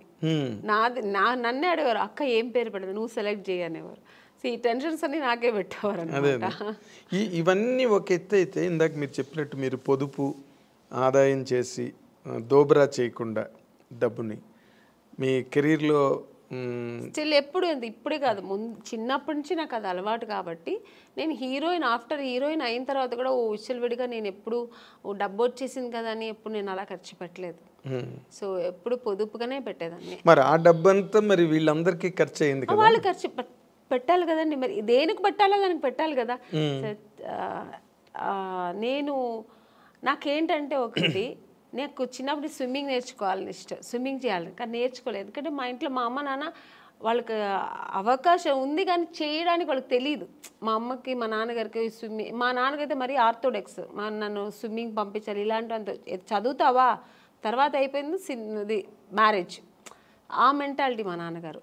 మా అమ్మగారికి తెలియదు అవన్నీ చెయ్యాలి, పిల్లలు ఫ్యూచర్కి ఇలా ఉండాలి, ఇవన్నీ నేర్చుకుంటే అమ్మాయిలు కూడా మన అబ్బాయిలు మా బ్రదర్ వాడు అబ్బాయి కాబట్టి బయట వెళ్ళి వాడు అన్నీ నేర్చుకున్నాడు, నేను అలా వెళ్ళలేదు. ఒక సినీ ఇండస్ట్రీకి వచ్చినప్పుడు స్విమ్మింగ్ తెలుసా లేదు, తెలియదు, హార్స్ రైడింగ్ తెలియదు. ఇవన్నీ నాకేంటంటే ఇవన్నీ ప్రాబ్లమ్స్ అయ్యాయండి కెరీర్లో. అవునండి. ఇప్పుడు కొన్ని సినిమాలకి నేను ఇవన్నీ తమిళ సినిమాలో ఫేస్ చేసాను. వాళ్ళు ఫస్ట్ వెళ్ళిన మీకు హార్స్ రైడింగ్ తెలుసా, ఈ సినిమాలో ఒక హార్స్ రైడింగ్ ఉంది మీకు తెలుసా అంటే తెలియదు సార్. ఓకే, దీనివల్ల సినిమాలు నాకు అవకాశం లేకుండా పోయిన ఎన్నో ఇవి సంఘటనలు కూడా జరిగింది నాకు. స్విమ్మింగ్ అయ్యో స్విమ్ సూట్ పోడను మేడం, స్విమ్ సూట్ వేసుకోవాలండి మేడం, కాదు స్విమ్ సూట్ వేసుకోవాలి అమ్మాయి, 2 pieces వేసుకోవాలి లేదా సింగిల్ ఇలా స్విమ్మింగ్ రాదా అంటే ఆ సినిమా లేదు, అయిపోయింది. అమ్మో స్విమ్మింగ్ నేర్చుకున్నందుకు ఇలా అయిందా. పైగా ఇంకొక ఎక్స్పీరియన్స్ ఏంటంటే కొన్ని విషయాలు కొంతమంది నా ఫ్రెండ్ సర్కిల్లో స్విమ్ తెలియకుండా నా ఫ్రెండ్ సర్కిల్ చాలామంది చనిపోయాడు. ఎక్కడో ఇప్పుడు వెళ్తారు ఒక టెంపుల్కు లేదంటే ఎక్కడో ఎక్స్కర్షన్ వెళ్ళినప్పుడు ఆ వాటర్లో పడి స్విమ్ తెలియకుండా చనిపోవడం, ఇవన్నీ నేను కొన్ని చూశాను అన్నమాట. అప్పుడు నాకు ఒక భయం వచ్చింది, మనం నేర్చుకుంటే బాగుంటుంది, ఇవన్నీ జనరల్గా ఇవన్నీ నేర్చుకుంటే మనకు మంచిది కదా అని. అప్పుడు నేను మా బ్రదర్ వాడే నేర్చుకున్నాడు, టాలెంట్ మా బ్రదర్. మీ పేరెంట్స్ ఆలోచన అది కాదు, ఆలోచన లేదు, చదువుకున్నంత కాలం చదువుకోవడం, తర్వాత మ్యారేజ్ చేసుకోవడం, అంతే. ఇందులో స్విమ్మింగ్లు కత్తి ఫైటింగ్లు గుర్రాలు వాళ్ళ ప్లానింగ్ లో లేదు. మా నాన్నగారికి లేడీస్ అంటే ఇలాగే ఉండాలి, అయిపోయిందా పెళ్ళి అయిపోయి సెటిల్ అయిపో, పిల్లలు కనుక్కొని ఒక ఫ్యామిలీ హోమ్లీగా ఉండాలి. మా అమ్మగారు అంతే, మా నాన్నగారు ఏం చెప్తే అదే మా అమ్మగారికి ఎక్స్ట్రా నాలెడ్జ్ ఏమి ఉండదు, ఓల్డ్ టైమర్స్ అలాగే ఉండాలి. అందుకని నాకేంటంటే నేను నేర్చుకోలేదు, మా సిస్టర్ నేర్చుకో, మా బ్రదర్ అయితే వాడే అన్నీ, వాడికి చెప్పాను ఓవర్ టాలెంట్, వాడు వెళ్ళి వాడికి ఏదైనా నేర్చుకుంటే వాడే వెళ్ళి చేసేవాడు. వాడు మగపిల్ల వాళ్ళు ఏం అనేవారు కాదు మా ఇంట్లో, నేర్చుకుంటా ఓకే నన్ను వెళ్తావా వెళ్ళి నేర్చుకునేవారు. మా సిస్టర్కి నేను నేర్పించా, మా ఇద్దరు సిస్టర్కి జిమ్నాస్టిక్స్, నాకేమేమి ఇష్టమో వాళ్ళ మీద చెయ్యండి అని చెప్పి నేను వాళ్ళని ఫోర్స్ చేసేదాన్ని. వాళ్ళు మార్నింగ్ పొద్దున మా స్విమ్మింగ్, మా అక్క పొద్దున్న 5 o'clock స్విమ్మింగ్ ఏందక్క నాకు తెలియదు, వెళ్ళు నేను డబ్బులు కట్టేసాను వెళ్ళు స్విమ్మింగ్. ఈరోజు వాళ్ళకి ఎంత అంత హ్యాపీ. మరి వాటి వల్ల వాళ్ళకి ఏమైనా ఉపయోగం జరిగిందండి? అవునండి, ఇప్పుడు ఒక స్విమ్మింగ్ తెలుసా అంటే సినిమా కెరీర్ లేదండి, సినిమా కోసం అన్న అవసరం. ఇప్పుడు స్విమ్మింగ్ సినిమాకనే కాదు కదండి, ఒక ప్లేస్కి వెళ్తాము అందరూ స్విమ్ చేస్తారంటే దాంట్లో మనం వెళ్ళి నాకు స్విమ్ తెలుసు అంటే ఎంత గర్వంగా ఉంటుంది కదా. అంటే సినిమా ఇష్టం కాబట్టి దాన్ని ఎక్కువ ఎంకరేజ్ చేశారు. జిమ్నాస్టిక్, మా సిస్టర్కి జిమ్నాస్టిక్, పియానో, మ్యూజిక్ అవగాహన ఉండాలి, ఇవన్నీ తెలియాలి వాళ్ళకి, జనరల్ నాలెడ్జ్ ఇవన్నీ తెలియాలని నేను అవన్నీ వాళ్ళకి నేర్పించి పంపించేదాన్ని. చదువు ఒక్కటే కాదు, ఇవి కూడా నేర్చుకోవాలి. బట్ టోటల్ గా ఫాదరు మదరు సిస్టర్ మీరే 3 పాత్రలు, త్రిపాత్ర అభినయం సినిమాల్లో చేయలేదు. కానీ నన్ను పిచ్చి టార్చర్ పెట్టేదాన్ని కదా, నువ్వు నన్ను ఇది లేవు ఇది నేర్చుకో అది నేర్చుకో అని అంటుంటది ఇప్పుడు కూడా. అదే మీరు సినిమా కెరీర్ లో చెయ్యండి, ఫ్యామిలీ కెరీర్ లో చేశాను, త్రిబుల్ రోల్ అన్ని చేశాను. వాళ్ళందరూ అలాగే, అప్పుడు వాళ్ళకి కష్టం అనిపించవచ్చు కానీ ఇప్పుడు వాళ్ళు హ్యాపీగా ఫీల్ అవుతారు. అవన్నీ మా ఒక తల్లి స్థానంలో నాకు అన్నీ చేసింది మా అక్క అని ఇప్పుడు వాళ్ళు ఫీల్ అవుతుంటారు. ఓకే, ఇప్పుడు ఈ సంతృప్తేనా వాళ్ళ వైపు నుంచి మీకు ఏమైనా అంటే మీరు నార్మల్గా ఎప్పుడైనా ఫైనాన్షియల్ క్రంచ్ వచ్చినప్పుడు కానీ లేకపోతే ఎప్పుడైనా అటువంటి ఇబ్బంది ఎప్పుడైనా మీకు కలిగినప్పుడు వాళ్ళు మీకు సపోర్ట్గా ఉన్నారండి ఆ టైంలో? సపోర్ట్ అంటే నాకు దేవుడు ఒక పరిస్థితి ఇవ్వలేదండి భగవంతుడు నాకు. బట్ అలాంటి పరిస్థితి చేస్తారండి, అలాంటి పిల్లలే వాళ్ళు, మా సిస్టర్స్ కానీ మా బ్రదర్ కానీ నాకు ఎప్పుడు బ్యాక్ ఉంటారు. నేను ఉన్నాను కదా నీకెందుకు, ఏమైనా అయితే నేను చూసుకుంటా అన్నట్టుగా మా బ్రదర్ కానీ ఇప్పుడు మా బ్రదర్ ఇప్పుడు ఏముంటాను, ఎందుకంటే నాకు కొంచెం లేట్గా పిల్లలు అయ్యారు, చిన్న పిల్లలు ఇప్పుడు నాకు ఎప్పుడైనా హెల్త్ ఇష్యూస్ వస్తే కూడా నేను వాటితో షేర్ చేస్తుంటా, ఏందరో నాకు భయంగా ఉంది ఇలాగా అలాగా, ఫ్లైట్లో వెళ్తుంటే ఏదో సౌండ్స్ వస్తుంది నాకు భయం వస్తుంది అంటూ చాలు, ఏం భయపడవద్దు, నేను దేవుడి దగ్గర ప్రార్థన చేస్తాను, ప్రేయర్ చేస్తాను, నా ఆయుష్ కూడా నీకు ఇవ్వాలనుకుంటా. ఎందుకంటే వాడి పిల్లలు వాళ్ళు తొందర పెళ్ళైపోయి వాళ్ళ పిల్లలతో పెద్దవాళ్ళు అయిపోయి సెటిల్ అయిపోయారు. సో వాళ్ళందరినీ సెటిల్ చేసే తర్వాత అంటే మ్యారేజ్ చేసుకున్నా నాకు పిల్లలు లేట్గా అయ్యారు అన్నమాట. సో అందుకని సో అంతా ఒక మంచి మనసు, మా బ్రదర్ కానీ మా సిస్టర్స్ కానీ వాళ్ళందరూ, మా సిస్టర్ నేనున్నాను కదక్క నువ్వు ఎందుకు బాధపడతావు, నేను చూసుకుంటాను నీ పిల్లల్ని అంటారు. So nice. అదే మీరు మీ పిల్లల్ని కూడా లాస్ట్ టైం ఎప్పుడు మనం అనుకున్నప్పుడు కూడా పిల్లలు ఎగ్జామ్స్ అవుతున్నాయండి అయిన తర్వాత నేను వస్తాను చెప్పాను, ఐ రిమెంబర్. అంటే అంత కనెక్టెడ్గా సినిమా కెరీర్లో ఉండడం కష్టం. నార్మల్గా అయితే. అవును బట్ నేను అనుకున్నప్పుడు అనమాట మీరు బాగా మంచి హోమ్ బర్డ్ మీరని. అవును. మొన్న ఎప్పుడు కూడా రోజా గారు దేనికి ఫోన్ చేశారు, అంటే ఏదో ఒక విషయాన్ని ఫోన్ చేసినప్పుడు ఏం చేస్తున్నా ఆమెని అంటే ఇప్పుడే స్కూల్కి వెళ్ళొచ్చాను పిల్లలు అంటే 100% హౌస్ వైఫ్ అనమాట అనమాట. అవును అంటే తను మంచి వీరవనిత కదా అవును. మన రోజా.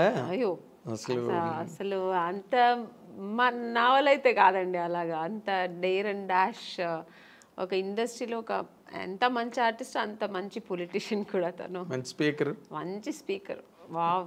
అసలు దేనికి ఎవరికి భయపడదు, ఏది మాట్లాడాలనుకుంటుందో అది అంత డారింగ్ అండ్ డాషింగ్ మాట్లాడుతుంది. సరే తర్వాత దాని మీద విమర్శలు ఎలా వస్తాయి ఏమొచ్చే తర్వాత విషయం, కానీ ముందు మాట్లాడాల్సి ఏమనుకుంటారో అది మాట్లాడేస్తారు, ప్రవాహంలో మాట్లాడేస్తుంది. అయితే మీ ఇందాక coming back to the point, ఇప్పుడు మీరు అంత ఫ్యామిలీ లైఫ్లో అంత ఆక్యుపైడ్గా మీరు అంత నిండా మునిగిపోయి అందులో మళ్ళీ అసలు ఈ సెకండ్ ఇన్నింగ్స్ అన్నది ఎందుకు స్టార్ట్ అయిందండి? అంటే ఫర్ వాంట్ ఆఫ్ ఎర్నింగ్స్ కాదండి, యాక్చువల్గా నాకు సినిమా ఇండస్ట్రీ చాలా ఇష్టపడి వచ్చాను. అవును, ఇంట్లో అందరితో ఫైటింగ్ చేసి నేను అయితే హీరోయిన్ అయితే లేకపోతే చనిపోతానన్న ఆ లెవెల్స్కి వెళ్ళాను నేను అనమాట అప్పట్లోనే. సో అంత ప్రతిఘటన ఎందుకు వచ్చిందండి? నాకు ఏంటి హీరోయిన్ కాకపోతే నేను చనిపోతాను అన్నంత. అంతే, ఫస్ట్ వచ్చి నేను అవ్వాలనేది ఫస్ట్ వచ్చి ఇష్టం అండి, ప్యాషన్. చిన్నప్పటి నుంచి నాకు ఊహ తెలిసినప్పటి నుంచి నేను సినిమాలో చేయాలి నేను ఒక ఆర్టిస్ట్ అవ్వాలి, హీరోయిన్ అవుతానా లేదా ఆర్టిస్ట్ అవ్వాలి.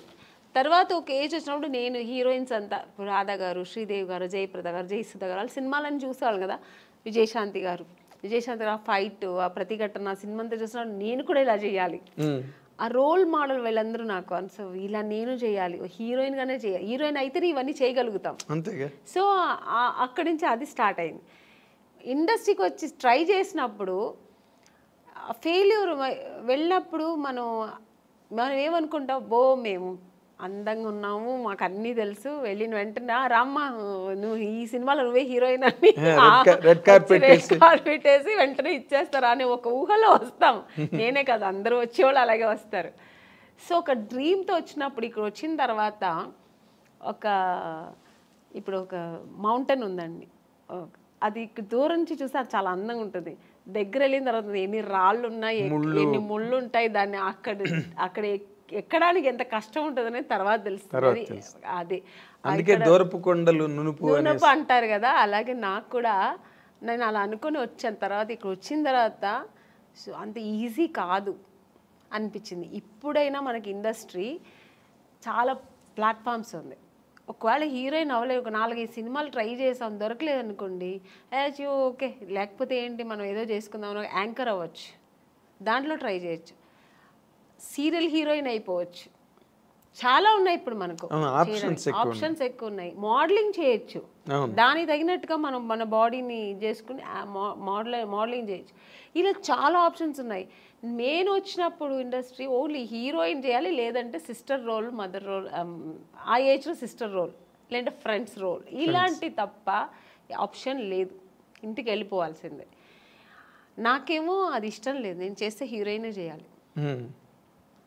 అలాంటప్పుడు ఎన్ని కష్టాలు నేను ఎదుర్కోవాల్సి వస్తుంది. అవును, మనం కండిషన్స్ పెట్టుకుంటే కష్టాలే. సో అది అప్పుడు అసలు ఎక్కువ కష్టాలు ఫేస్ చేశారండి బిగినింగ్ లో? తప్పకుండా, ఎందుకంటే నాకు చెన్నైలో ఎక్కువ తమిళ్ ఇండస్ట్రీలోనే ఎక్కువ నేను ట్రై చేశాను, నాకు అప్పుడు తెలుగు టచ్ లేదనమాట.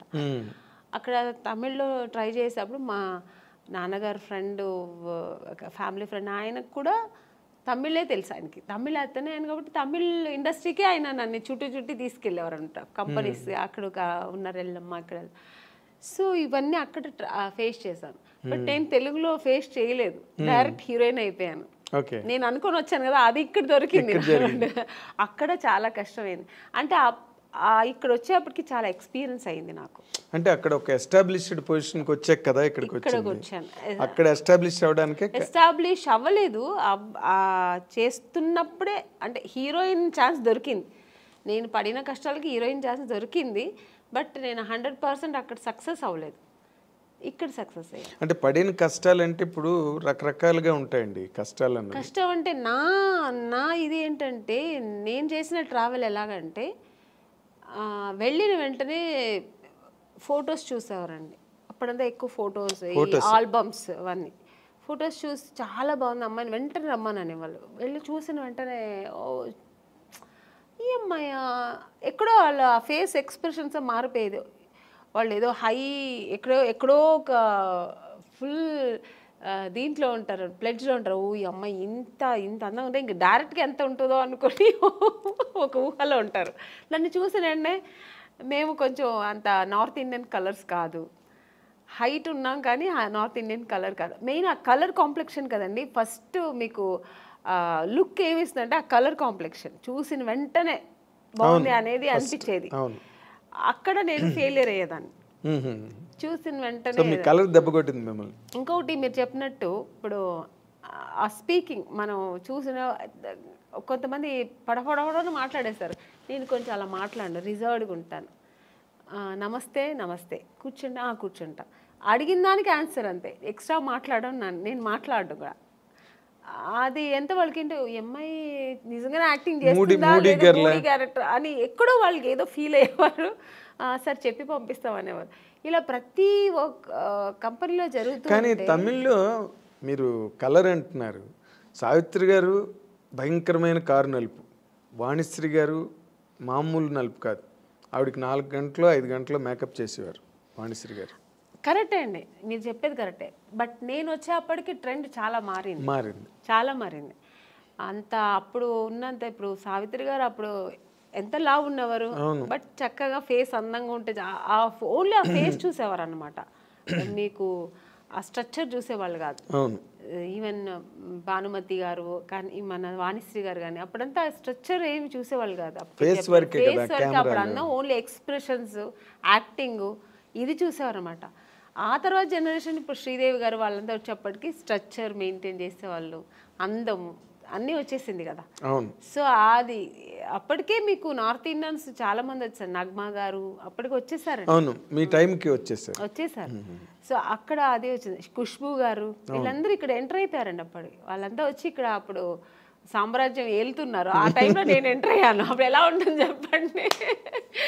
సో అంటే కొన్ని సినిమాలకి ఇలా ఉంటే చాలే అనుకొని దొరికేది వేరు. అన్ని కమర్షియల్ సినిమానికి అలా అనుకోరు కదా. గ్లామర్ హీరోయిన్ కావాలనుకుంటారు, చాలా అందం మంచి కలర్ కావాలనుకుంటారు. సో అక్కడ మనం ఫెయిలియర్ అవుతాం కదా. అవును 100%. చూడగానే వెంటనే మైనస్ మార్కులు పడిపోతాయి. ఇప్పుడు కొంతమంది పర్వాలేదు, మనకి మెయిన్ కావాల్సింది ఫేస్ అందము, స్ట్రక్చరు, యాక్టింగ్, ఇది చాలు అనుకునే డైరెక్టర్స్ కొంతమంది. లేదు నాకు అలా కలరే కావాలనుకున్నది ఎక్కువ మంది అప్పట్లో, ఇప్పట్లో కూడా ఎప్పుడైనా. అందుకని బ్లాకిష్కి అంత తొందరగా వచ్చిన తర్వాత ఇప్పుడు మధ్యలో కొంచెం ట్రెండ్ మారింది. మన దీపికా పడుకున్నంత ఒక డస్టీ కలర్ అని అది ఇప్పుడు ఫేమస్ అయిందండి.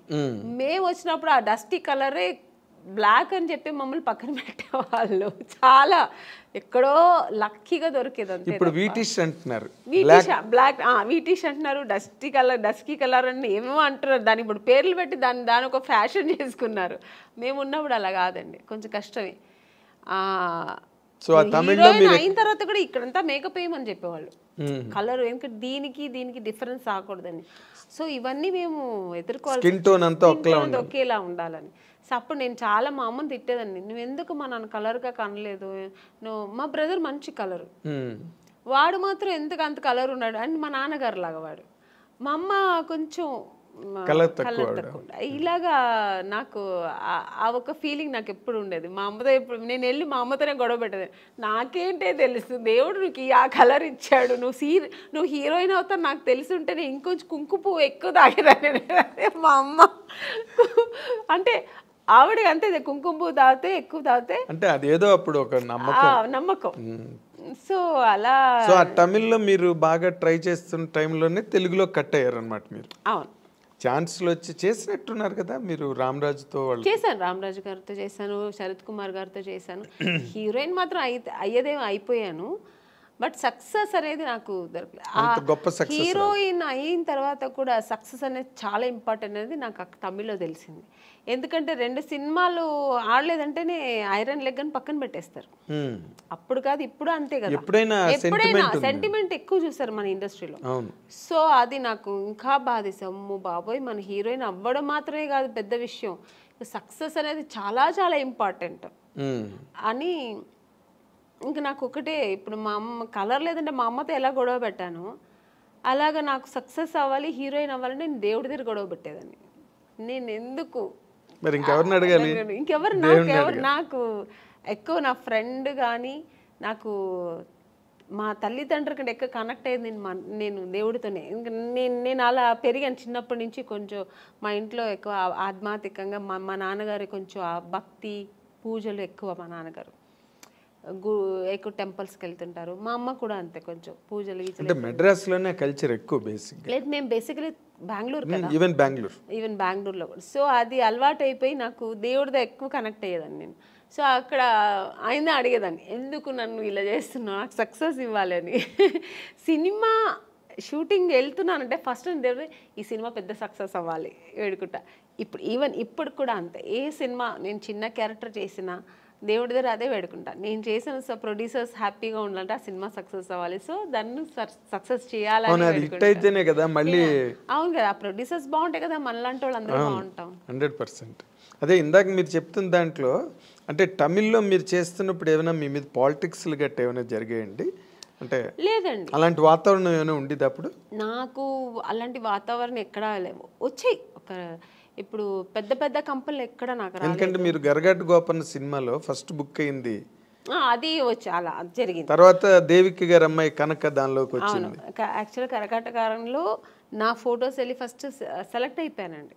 సెలెక్ట్ అయిపోయి ఇంకా షూటింగ్ ఇంకొక 15 days 10 days ఉందన్నప్పుడు అక్కడ ఒక చిన్న కాంట్రవర్సీ జరిగింది. అంటే నన్ను తీసుకెళ్ళి యాక్ట్రెస్ నళిని గారు అని ఉంటారు, అవును, రామరాజు గారు వాళ్ళ వైఫ్, వాళ్ళు సిస్టర్ హస్బెండ్ నన్ను తీసుకెళ్లారు. యాక్చువల్గా ఆయన ముందు నళిని గారికి మేనేజర్ అట. సో అది ఆయన ప్రొఫెషనల్ అనమాట. సో నన్ను తీసుకెళ్ళి చూపించి ఓకే అయింది, నా ఫొటోస్ ఓకే అయింది. తర్వాత ఆయన ఏమన్నారంటే 5 years అగ్రిమెంట్ వేసుకోవాలి, నేను మీరు హీరోయిన్ చేస్తారు కదా, అన్ని డేట్స్ నేనే చూస్తాను. ఓకే, డేట్స్ ఫైన్, మీరు డేట్స్ చూసుకోండి అన్న. బట్ రెమ్యునేషన్ నాకు 50%, మీకు 50% అన్నారు. అది నేనైతే ఓకే చెప్పాను. నాకు అప్పుడు అంత హీరోయిన్ అయిపోవాలి, పెద్ద హీరోయిన్ అయిపోవాలి. అక్కడ నాకు డబ్బు ప్రిఫరెన్స్ నేను ఎప్పుడు ఇవ్వను, నాకు తెలియదు కూడా. ఓ డబ్బు ఇలా చేయొచ్చు, డబ్బు కూడా చాలా ముఖ్యం అనేది ఇప్పుడు తెలుసు, నాకు అప్పుడు తెలియదు. మా అమ్మ వద్దనేసారు. మా నాన్నగారికి ఫోన్ చేసి చెప్పాను, నాన్నగారు కూడా అలా అంత వద్దమ్మా అన్నారు. మా అమ్మ అయితే వద్దు, అలా అంత అవసరం లేదు, డేట్స్ కావాలంటే మీరు చూడండి, పర్సంటేజ్ ఏదో ఉంటాయి కదా అలా తీసుకోండి అలా అన్నారు. సో టోటల్గా వాళ్ళతో మనం డిపెండ్ అయిపోతే కష్టం అని చెప్పి నా అమ్మ వద్దనేసారు. అమ్మ నేనన్నాను, ఎందుకమ్మా అంటే మళ్ళీ మనకు సినిమాలో ఆ సినిమా పోతుంది అనమాట. నువ్వు అవ్వాలంటే హీరోయిన్ ఎవరు మార్చలేరు, దేవుడు ఉన్నాడు, నువ్వేం భయపడకు, వద్దు అలాగంతా అనేస్తే నెక్స్ట్ జరిగింది అదే. ఆ సినిమా నాకు లేదు, నేను కరగాటకార సినిమాలో లేదు, వాళ్ళు పిలవనే లేదు మళ్ళీ నన్ను. మరి ఇతను మేనేజర్ కదా, ఏం చేశారో తెలీదు. మొత్తానికి అక్కడ వాళ్ళు మళ్ళీ అదే మన దేవిక గారికి డాటర్ని వేశారు. సినిమా కూడా పెద్ద సక్సెస్, చాలా పెద్ద హిట్ అయింది. రామరాజ్కి అప్పుడు ఎంజీఆర్ కున్నంత ఇమేజ్ ఉండేది. ఆవిడ కూడా, అమ్మాయి కూడా పెద్ద హీరోయిన్ అయింది. బట్ ఆ నెక్స్ట్ సినిమా మళ్ళీ నాకు దొరికింది ఆయనతోనే, అదే రామరాజు గారితోనే, గంగేమరన్ గారి డైరెక్షన్ లో ఆయన సెకండ్ సినిమానే నాకు దొరికింది. ఎట్లా అదేలా జరిగింది ఏమో తెలియదండి మళ్ళీ. ఎందుకంటే వీళ్ళు ఓన్లీ ఫొటోస్ చూపించారు. రవి గారు అని పెద్ద స్టిల్ ఫోటోగ్రాఫర్ అండి, రవి అని. అసలు ఆ ఫొటోస్ చూసాను, మామూలుగా తీసినప్పుడు ఏం పెద్ద లైట్స్ 2 lights పెట్టి తీస్తాడు ఆయన, చాలా బ్యూటీగా ఉంటుంది, చాలా బాగుంటుంది. అసలు ఏదో ఒక సంథింగ్ స్పెషల్ అని. మనకు తెలుగులో సెబాస్టియన్ బ్రదర్స్ ఉండేవాళ్ళు, సేమ్ అలాగా అక్కడ ఆయన తమిళ్లో ఆయన చేసిన స్టిల్స్ అక్కడ ఫస్ట్ ఓకే అయింది. సెకండ్ నేను సెబాస్టియన్ బ్రదర్ ఆఫీస్ వాళ్ళతో ఫొటోస్ తీయాలని వెళ్ళాను. వెళ్తే ఆయన సెబాస్టియన్ బ్రదర్ ఊరికే వాళ్ళ ఆఫీస్ ముందు ఊరికే ఒక 2 ఫోటోలు తీశాడు ఆయన. ఇవేం మేకప్ లేదు, మామూలుగా నేను వెళ్ళాను, ఫొటోస్ తీస్తే ఆ ఫోటో నాకు ఇచ్చారనమాట. అది ఎవరు చూసినా అమలా గారులా ఉన్నారు, ఇలా ఉన్నారు, అలా అంటే ఒక ఆర్టిస్ట్లా ఉండేది, మేకప్ లేదు, ఏమీ లేదు, చాలా బాగుండింది, ఇంత బ్యూటీ ఉండింది. ఆ ఫొటోస్ ఎలాగో మేనేజర్ తీసుకెళ్ళి గంగేంబ్రన్ వాళ్ళకి, మీకు తమిళ్లో ఎక్కువ కొంచెం న్యాచురల్ ఇష్టపడతారు, అవును అవును, ఓవర్ మేకప్ కలర్ మేకప్లు కూడా ఎక్కువ ఉండదు. ఆయనకి చాలా నచ్చింది ఆ ఫోటో. మళ్ళీ ఆ అమ్మాయి ఈ అమ్మాయి అనుకున్నారా లేదు ఏమి జరిగిందో ఆ ఫోటో చూస్తే ఆయన వెంటనే పిలిచి మాట్లాడి ఆ సినిమాకు అవకాశం ఇచ్చారు హీరోయిన్గా. సో అక్కడ హీరోయిన్ అయిన తర్వాత ఇక్కడికి వచ్చారు? అవును, హీరోయిన్ చేస్తున్నాను, అది ఇంకా సగంలో ఉంది షూట్. ఆ సగం అవుతున్నప్పుడు మళ్ళీ ఇంకో సినిమా, అంటే ఇప్పుడు మామూలుగా గంగేంబ్రాన్ గారి సినిమా పెద్ద బ్యానర్లో రామరాజు గారు పక్కన చేస్తున్నానప్పుడు ఒక 2-3 సినిమాలు నేను అప్పటికే బుక్ అయిపోయాను అక్కడ. సో చేస్తూ ఉన్నప్పుడు నాకు తెలుగులో ఆఫర్ వచ్చింది, ఎవరు మన ఈవి గారు. కానీ నాకు తమిళ్లో ఇంత కష్టపడి ఇంకా తెలుగు ఎంత పెద్ద ఇండస్ట్రీ అప్పట్లో. అవును, ఎప్పుడైనా పెద్ద ఇండస్ట్రీ, ఇప్పుడు ఇప్పుడు అంటే నేనేమంటాను, అప్పుడు ఓన్లీ తెలుగు మాత్రమే పెద్ద ఇండస్ట్రీ.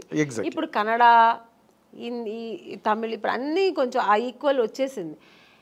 ఇప్పుడు ఒకప్పుడు కన్నడ ఇండస్ట్రీ అంటే ఏమీ లేదు, ఇప్పుడు ఈక్వల్ టు మనకు తెలుగులా వాళ్ళు ఎక్కువ ఖర్చు పెట్టేస్తారు. రవిచంద్రతో ప్రారంభమైంది. అవును, అప్పుడు అలా కాదు, ఓన్లీ తెలుగు ఇండస్ట్రీ అంటేనే ఒక హిందీ తర్వాత నెక్స్ట్ మనకి తెలుగు.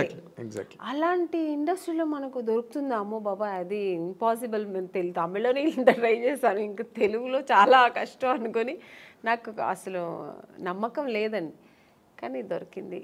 అది ఎలా జరిగిందండి?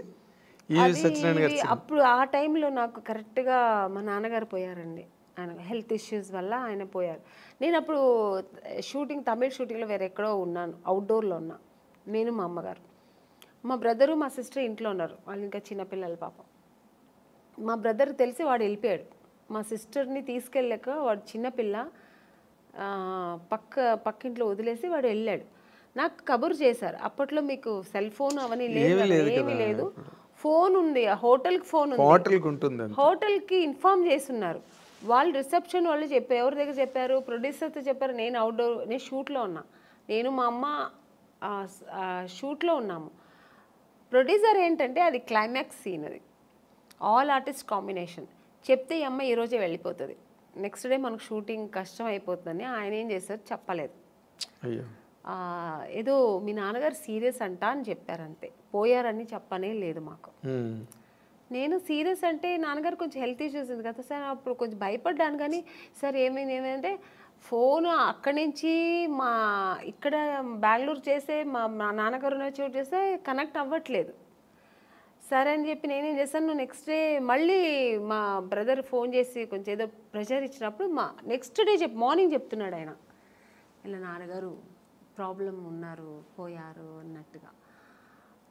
ఇంకా అంతే, నేను ఇంకా నిలవలేదు, ఆగలేదు. ఈవినింగ్ ఫ్లైట్కి బయలుదేరి వచ్చాము, చెన్నై డైరెక్ట్ బెంగళూరుకి వెళ్ళలేదు, చెన్నైకి వచ్చి వెళ్దాము అని వచ్చే లోపల ఇక్కడ మా బ్రదరు వాడు ఫినిష్ చేసుకుని వచ్చేసాడు. అప్పటికి నాన్నగారు అన్ని కార్యాలు చేసుకుని ఇంటికి వచ్చి ఆడ అక్కడ వస్తున్నాడు, మేము వస్తున్నాం. నాకు అసలు తెలియదు కదా, బయలుదేరప్పుడు చెప్తున్నారు వాళ్ళు. అదే మీ సినిమా యాక్టర్స్ జీవితంలో ఇలాంటి డ్రామాటిక్ సిచ్యువేషన్స్ అది నేను ఎప్పుడు మర్చిపోలేని సిచ్యువేషన్. ఎందుకంటే వాళ్ళని ఏం అనలేము, ఎందుకంటే వాళ్ళ సిచ్యువేషన్ ఏంటంటే నేను కొత్త అమ్మాయి, వాళ్ళు చెప్తే ఈ అమ్మాయికి వెళ్ళిపోతే ఈ అమ్మాయి కోసం పెద్ద పెద్ద ఆర్టిస్ట్ అందరూ కాంబినేషన్ మిస్ అవుతుంది, వాళ్ళ ప్రాబ్లమ్స్. అది నా ప్రాబ్లం ఏంటి, మా నాన్నగారు పోయారు, నాకు తెలియదు విషయం. ఇలా ఒక సిచ్యువేషన్ నేను అలా అప్పుడు ఎదుర్కోవాల్సి వచ్చింది.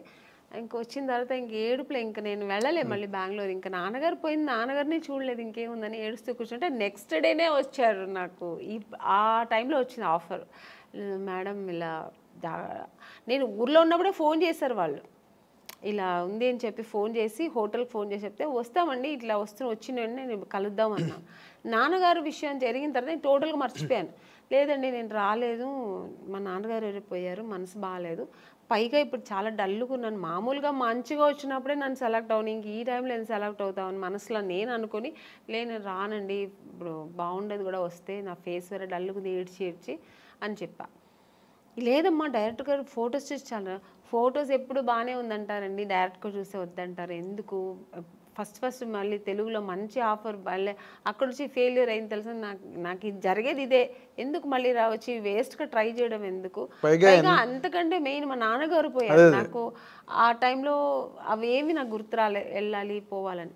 మా అమ్మ ఏం చెప్పారంటే, నువ్వు వెళ్ళమ్మా, ఎందుకు పిలుస్తున్నారు, నాన్నగారు బ్లెస్సింగ్స్ ఉంటుంది, సినిమా దొరుకుతుంది, ఏం అలా అనుకోకు, వెళ్ళు నువ్వు డ్రెస్ అవ్వు అని చెప్తే అప్పటికప్పుడు వెళ్ళి డ్రెస్ అప్ అయ్యి వెళ్ళాను. బట్ డైరెక్టర్ గారు ఈవీ గారికి చెప్పారు, వీళ్ళు నాన్నగారు పోయారు, అమ్మాయి పాప చాలా ఇబ్బందిలో ఉంది, డిప్రెషన్లో ఉందంటే వచ్చింది చూసారు. ఆయనకు కూడా ఒక చిన్న షాక్ వచ్చింది, ఈ అమ్మాయి అన్నట్టుగా చూసి, ఎందుకంటే ఫొటోస్లో ఇంత అంటే చిన్న మేకప్ అవి ఉంటాయి కదా ఫోటోలో, బాగా మేకప్, ఇప్పుడు రెగ్యులర్ మేకప్ ఉంటుంది కదా సార్, డిఫరెంట్ కాస్ట్యూమ్స్ వేసుకొని ఉంటాం, ఒక్కొక్క కాస్ట్యూమ్స్ లో ఒక్కొక్క అందం ఉంటుంది. మరి మామూలుగా ఒక డ్రెస్ వేసుకుని వెళ్ళాను, పైగా మా నాన్నగారు పోయారు, నాకు పెద్ద ఇంట్రెస్ట్, లిప్స్టిక్ కూడా వేసుకోలే నేను, ఒక ఏదో విరక్తిలాగా వెళ్ళాను నేను, ఏముంది నాన్నగారే పోయారు అన్నట్టుగా ఆ టైంలో వెళ్తే డైరెక్టర్ గారు ఏం చేస్తారు, సరే మనం ఒక వీడియో టెస్ట్ చేసేద్దామని ఇమీడియట్గా అప్పటికప్పుడే ఒక మేకప్ వేసి టెస్ట్ చేశారు. అప్పట్లో అయితే వీడియో టెస్ట్ చేశారు, ఆడిషన్ చేశారు ఆయన, అప్పుడు 100% ఓకే, ఇమ్మీడియట్గా అడ్వాన్స్ ఇచ్చి. నాకు తెలుసు మీరు సెలెక్ట్ అవ్వడం, ఆ సినిమా అంతా జరగడం, ఆ దుఃఖంలో కూడా ఒక మంచి ఆ సంతోషాన్ని ఎలా సెలబ్రేట్ చేసుకోవాలని కూడా నాన్నగారు పేరు, బట్ నిజంగా ఆయన ఆశీస్సులు, ఆయన బ్లెస్సింగ్స్, దేవుడు బ్లెస్సింగ్స్, ఆ సినిమా దొరికింది నాకు. సినిమా అది కూడా మంచి హిట్ అయింది కూడా. అక్కడి నుంచి నా లైఫ్ తమిళకి దూరం అయిపోయాను, ఇంకా అటు చూడలేదు, ఇంకా ఫుల్ నా తెలుగు ఇండస్ట్రీలో స్థిరపడడం, ఇంకా తెలుగు ప్రేక్షకులు నేను దగ్గర అవ్వడం, మంచి మంచి సినిమాలు చేయడం. జమ్మలకిడి పంపు తర్వాత ఇమీడియట్ గా మీకు ఆఫర్లు అవి వచ్చాయండి? చేస్తున్నప్పుడే రేపటి రౌడీని ఒక సినిమా చేశాను. తమిళ్లో రెహమాన్ అని ఒక హీరో ఉంటారు, రఘు లక్ష్మి గారు దాంట్లో లీడ్ రోల్ చేశారు, నాకు అత్తగారు రోల్, అలా మంచి క్యారెక్టర్, అందులో కూడా హీరోయిన్ రోల్. సో సినిమా చేసిన, ఈ సినిమా రిలీజ్ అయిన తర్వాత ఆ సినిమా రిలీజ్ అయింది, బట్ యావరేజ్ పోయింది. తర్వాత మిస్టర్ పెళ్ళాం ఇలాగా, ఇంకా అక్కడి నుంచి మొత్తం మిస్టర్ పెళ్ళాం రిలీజ్ అయిన తర్వాత అవార్డు వచ్చింది అనుకోకుండా, ఒక మంచి ఆర్టిస్ట్, అంటే చాలా పెద్ద హీరోయిన్ అయిపోయారు మీరు మిస్టర్ పెళ్ళాం తర్వాత. ఎందుకంటే ఆ సినిమా హిట్ అవడం, రాజేంద్ర ప్రసాద్ గారి కాంబినేషన్, అవతల బాపు గారు డైరెక్టర్. సో అక్కడి నుంచి నాకు నా లైఫ్ కెరియర్ టోటల్గా నేను అనుకున్నది అలా జరిగిందనమాట. అదే నాన్నగారే చూడలేకపోయాను. ఆ టైంలో మా నాన్నగారు నేను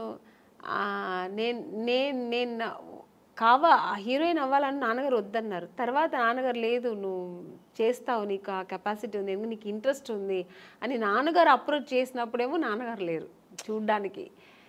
అదన్నీ కొంచెం ఆ టైంలో బాధ అనిపించింది. తర్వాత ఇంక బాధపడడానికి కూడా టైం లేదు, ఇంకా ఆలోచనలే. ఆయన బ్లెస్సింగ్స్ అలాగే ఉంది, దేవుడి బ్లెస్సింగ్స్తో నేను అలా ట్రావెల్ అయ్యాను. కానీ గొప్ప విషయం ఏంటంటే, గొప్ప విషయం అని కాదు, but you have to tell that ఇండస్ట్రీలో అడుగుపెట్టినప్పటికీ అసలు బొమ్మల కొలువులో ఉన్నారు హీరోయిన్స్ అందరూ. ఎంతమంది ఉండాలో సినిమా ఇండస్ట్రీలో అంత ఆ నెంబర్ ఆఫ్ హీరోయిన్స్ మళ్ళీ రిపీట్ అవ్వలేదండి, అంత నెంబర్. నాకు తెలియదండి. యూ కెన్ జస్ట్ థింక్, ఓ పక్కన శ్రీదేవి గారి దగ్గర నుంచి మొదలెడితే విజయశాంతి గారు, రాధా, సుహాసిని, భానుప్రియ, మనోచిత్ర అని ఇంకో హీరోయిన్, వరుస హీరోయిన్లు. ఇంకొంచెం ముందుకు వస్తే సౌందర్య, నగ్మ, రోజా, కనక అవతల తమిళ్లో. ఇలాగా ఒక మినిమం ఒక 25 మంది హీరోయిన్స్ బెంగళూరు నుంచి కానీ, తమిళ్, తెలుగు. అది ఆ టైంలో అసలు మీకు అవకాశాలు రావడం అన్నది మీకు ఎలాగా అసలు జరిగిందండి? అది మిరాకల్ అని చెప్పాలా? మిరాకల్ కాదండి, అది దేవుడు బ్లెస్సింగ్స్. ఎందుకంటే నేను ఎక్కువ దేవుడు నమ్ముతాను. జాతకాలు కూడా నమ్ముతారు? లేదండి, జాతకాలంతా నేను నమ్మను. నాకు ఒక్కటి దేవుడు లేకుండా ఏమీ జరగదు. ఆయన అనుకుంటేనే అన్నీ జరుగుతుంది అని ఒక నమ్మకం ఎక్కువ, భగవంతుడి మీద ఎక్కువ నమ్మకం. అలాగే నాన్నగారు బ్లెస్సింగ్స్ నా మీద ఎక్కువ ఉంటుంది ఎప్పుడు. ఎందుకంటే నేను ఎక్కువ నాన్నగారికి, నాన్న అంటే చాలా ఇష్టం నాకు. ఆడపిల్లలకి సాధారణంగా తండ్రి ఎందుకంటే అమ్మ మీద ప్రేమ లేదని కాదు, ఎక్కువ ఆ నాన్నగారితో గారాభంగా ఉండేదాన్ని. సో అందుకని ఫస్ట్ హీరో నాన్నే కదా ఆడపిల్ల. అందుకని ఇప్పుడు మా నాన్నగారికి ఇంట్లో ఉన్నప్పుడు ఆయనకి దీపం పెట్టకుండా ఉన్నాను. రోజు ఆయనకి దీపం పెడతాను. దేవుడికి అంతే, ఆయన ప్రార్థన లేకుండా ఒక్కరోజు కూడా ఉండదు. పూజ ఒకవేళ చేయకపోయినా దేవుని తలుచుకోకుండా ఒక్కరోజు కూడా ఉన్నాను.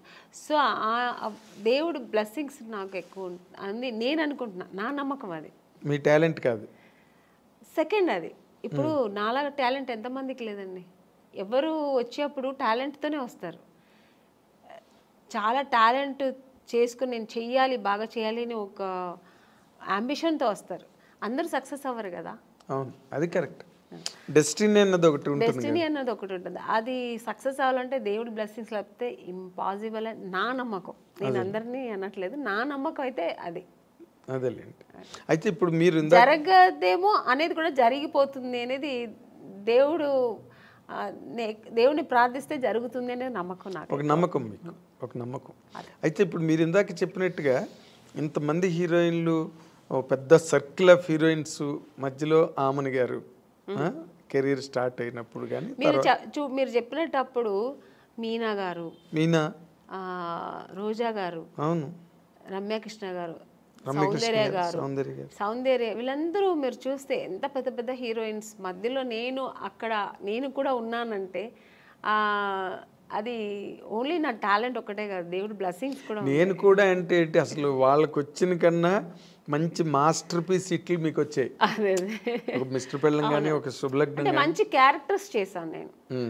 స్టార్డమ్ అనేది పక్కన పెడితే పెద్ద పెద్ద స్టార్స్ నేను చేయకపోయి ఉండొచ్చు, బట్ మంచి మంచి డైరెక్టర్స్, పెద్ద పెద్ద స్టార్ డైరెక్టర్స్తో చేశాను.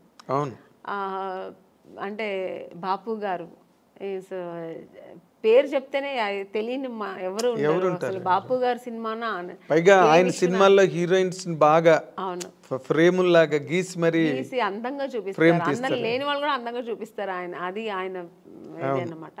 అలాగే కె విశ్వనాథ్ గారు, కె రాఘవేంద్రరావు గారు, దాసనారాయణరావు గారు, కృష్ణారెడ్డి గారు, ఇలాంటి వాళ్ళు డైరెక్టర్స్ అంతా చేసే అవకాశం, మంచి మంచి క్యారెక్టర్స్ చేసే అవకాశం, అది నా గాడ్ గ్రేస్. అదే ఇందాక ఇప్పుడు మీరు ఇంతమంది హీరోయిన్ లిస్ట్లో మీకు బాగా క్లోజ్ ఫ్రెండ్స్ అని చెప్పుకునే వాళ్ళు ఎవరండి? నాకు ఎందుకంటే మీకు ఆ ఫ్రెండ్షిప్ అన్న యాంగిల్ చాలా తక్కువ. అవునండి, నేను ఎక్కువ ఫ్రెండ్స్ ఎక్కువ మెయింటైన్ కాదు, నేను ఎవరితో ఎక్కువ మాట్లాడను కాబట్టి మూవ్ అవ్వను. సో అందుకని నేను ఎక్కువ అలా మూవ్ అయ్యి మాట్లాడే ఒక హీరోయిన్ సౌందర్య గారు. ఎందుకంటే అది ఎలా కనెక్ట్ అయ్యానంటే, అమ్మాయి బెంగళూరు, నేను బెంగళూరు. సో ఇద్దరు బెంగళూరు బాలికలు. తర్వాత ఆ టైంలో మేము దగ్గర 3-4-5 పిక్చర్స్ కలిసి చేసాం మేము. సో చేసినప్పుడు అన్నా చెల్లెలు, అమ్మ దొంగ ఇలా చేసామన్నమాట. అది చేసినప్పుడు మేమిద్దరు ఆల్మోస్ట్ మా కాంబినేషన్ ఉండేది. ఇద్దరు పక్కన పక్కన కూర్చొని, ఆ అమ్మాయి కూడా ఒక కిడ్ లాగే, ఇంకా వేరే ఏం ఉండదు ఆలోచన. మా కన్నడ సినిమా సాంగ్స్ పాడుకుని, ఆ కన్నడ మాట్లాడడం అనేది అమ్మాయికి నా మీద ఎక్కువ ప్రేమ వచ్చేసింది, నాకు ఆ అమ్మాయి మీద ప్రేమ వచ్చింది. కన్నడ సాంగ్స్ మాట్లాడడం ఇలా కనెక్ట్ అయ్యాం అనమాట. అయ్యి అలాగా తన పర్సనల్స్ నాకు చెప్పుకోవడం, నా పర్సనల్స్ అమ్మాయికి చెప్పుకోవడం. ఆఫ్టర్ నేను మ్యారేజ్ చేసుకున్న తర్వాత వాళ్ళ అమ్మగారు ఫోన్ చేసి, ఎలా ఉన్నావు అమ్మని, ఇంత బిజీగా ఉన్నావు, ఎలా ఇంట్లో కూర్చున్నావు అనేవారు. ఆ అమ్మాయి కూడా నన్ను షూటింగ్ స్పాట్కి రమ్మని పిలిచేది. తను ఓన్ సినిమా తీశారు వాళ్ళ బ్యానర్లో. అవును, అప్పుడు ఇక్కడ బ్రదర్ అమరు, అవును, రామని నాకు బోర్ కొడుతుంది, ఒంటరిగా ఉన్నాను అని ఎక్కడో మైసూర్ దగ్గర సోమనాథ్పూర్ అని షూటింగ్లో నేను వెళ్ళలేకపోయాను, వస్తానని చెప్పాను. సో అలా చాలా దగ్గర ఉండింది. ఆఫ్టర్ మ్యారేజ్ తర్వాత కూడా నేను ఫ్రెండ్షిప్ కంటిన్యూ అయిందంటే ఒక సౌందర్య. తన నాన్నగారు పోయినప్పుడు కూడా నాకు ఫోన్ చేసి ఓన్లీ ఏడ్ చేసి, నువ్వు ఇప్పుడు రా, నేను కలవాలి, నీతో మాట్లాడాలి నేను అంటే. టైం అప్పుడు 10 o'clock అయిపోయింది. నేను షూట్ చేసుకుని వచ్చాను హైదరాబాద్లోనే. తను ప్రశాంత్ కుటీర్లో ఉంది, నేను హోటల్లో ఉన్నాను, నేను కూడా ఏదో హోటల్లో ఉన్నాను, చెప్పేదాన్ని వెంటనే కారు వేసుకుని వచ్చాను అనమాట ప్రశాంత్ కుటీర్. వస్తే కూర్చొని ఎందుకంటే అమ్మాయి సెంటిమెంట్గా ప్రశాంత్ కుటీర్ చాలా ఎంత పెద్ద హీరోయిన్ ఆ ప్రశాంత్ కుటీర్లో ఉండేది. ఇప్పుడు మేమందరూ కూడా ఒక స్టేజ్ వచ్చిన తర్వాత హోటల్స్ మారాము, అమ్మాయికి అసలు మారలేదు, ఆ రూమ్ మారలేదు, ఆ ప్రశాంత్ కుటీర్ని వదలలేదు. అంతా వెజిటేరియన్ ఫుడ్. అవును, ప్రశాంత్ కుటీర్ బాగుంటుంది. అది ఒక ఈ హోమ్లీగా ఇల్లు అట్మాస్ఫియర్ ఉంటుంది. సో అక్కడ వెళ్తే అసలు నన్ను హగ్ చేసుకుని బోర్ ఏడ్చేసింది చిన్నపిల్లలాగా. ఏడ్చి 4 పిల్లర్స్లో ఒక పిల్లర్ వెళ్ళిపోయారు నాన్నగారు, నేను అమ్మ ముగ్గురే ఉన్నాము అమ్మని అని ఏడ్చి అన్నాను, ఏదున్నా ధైర్యంగా ఫేస్ చేయాలి, నువ్వు నేను తనకు ధైర్యం చెప్పింది, నేను అమ్మాయిలాగే. కానీ ఆ టైంలో అలా ఒకరికొకరు ఆద్దరు చెప్పుకొని అంత క్లోజ్ ఉండేది అన్నమాట అమ్మాయి.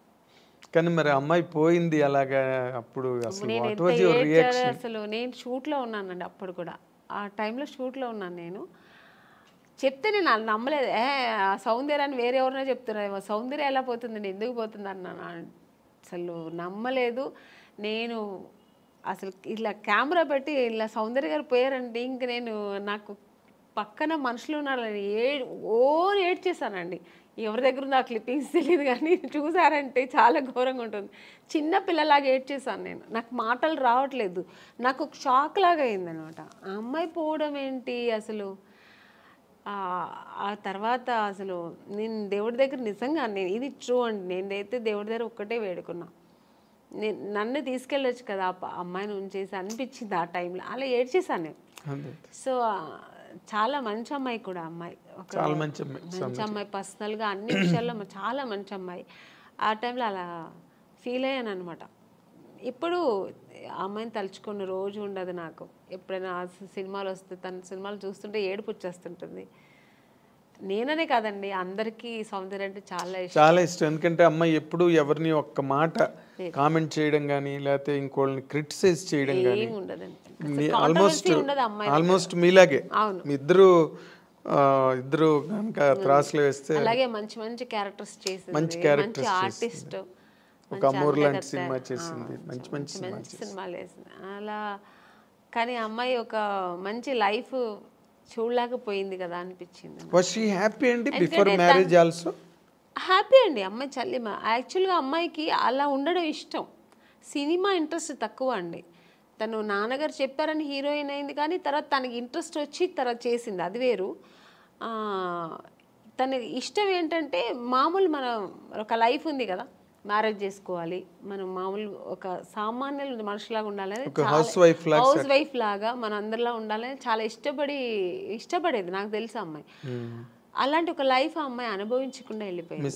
సినిమాలో ఒక అంత ఎదిగిన అమ్మాయి ఒక పర్సనల్ లైఫ్ అనుభవించకుండా వెళ్ళిపోయింది అనేది తలుచుకుంటే చాలా బాధ. జగపతి బాబుని చేసుకుంటుందని ఒక టైంలో లేదండి, అసలు ఆ జగపతి బాబు గారికి ఆ థాట్ లేదు. ఆయనకు ఆల్రెడీ మ్యారేజ్ అయ్యి పిల్లలు ఉన్నారు, ఆయన అలా లేదు. జగపతి బాబు గారికి సౌందర్య అంటే రెస్పెక్ట్, అట్ ఎ టైం ఆయనకు చాలా ఇష్టం కూడా అమ్మాయి అంటే.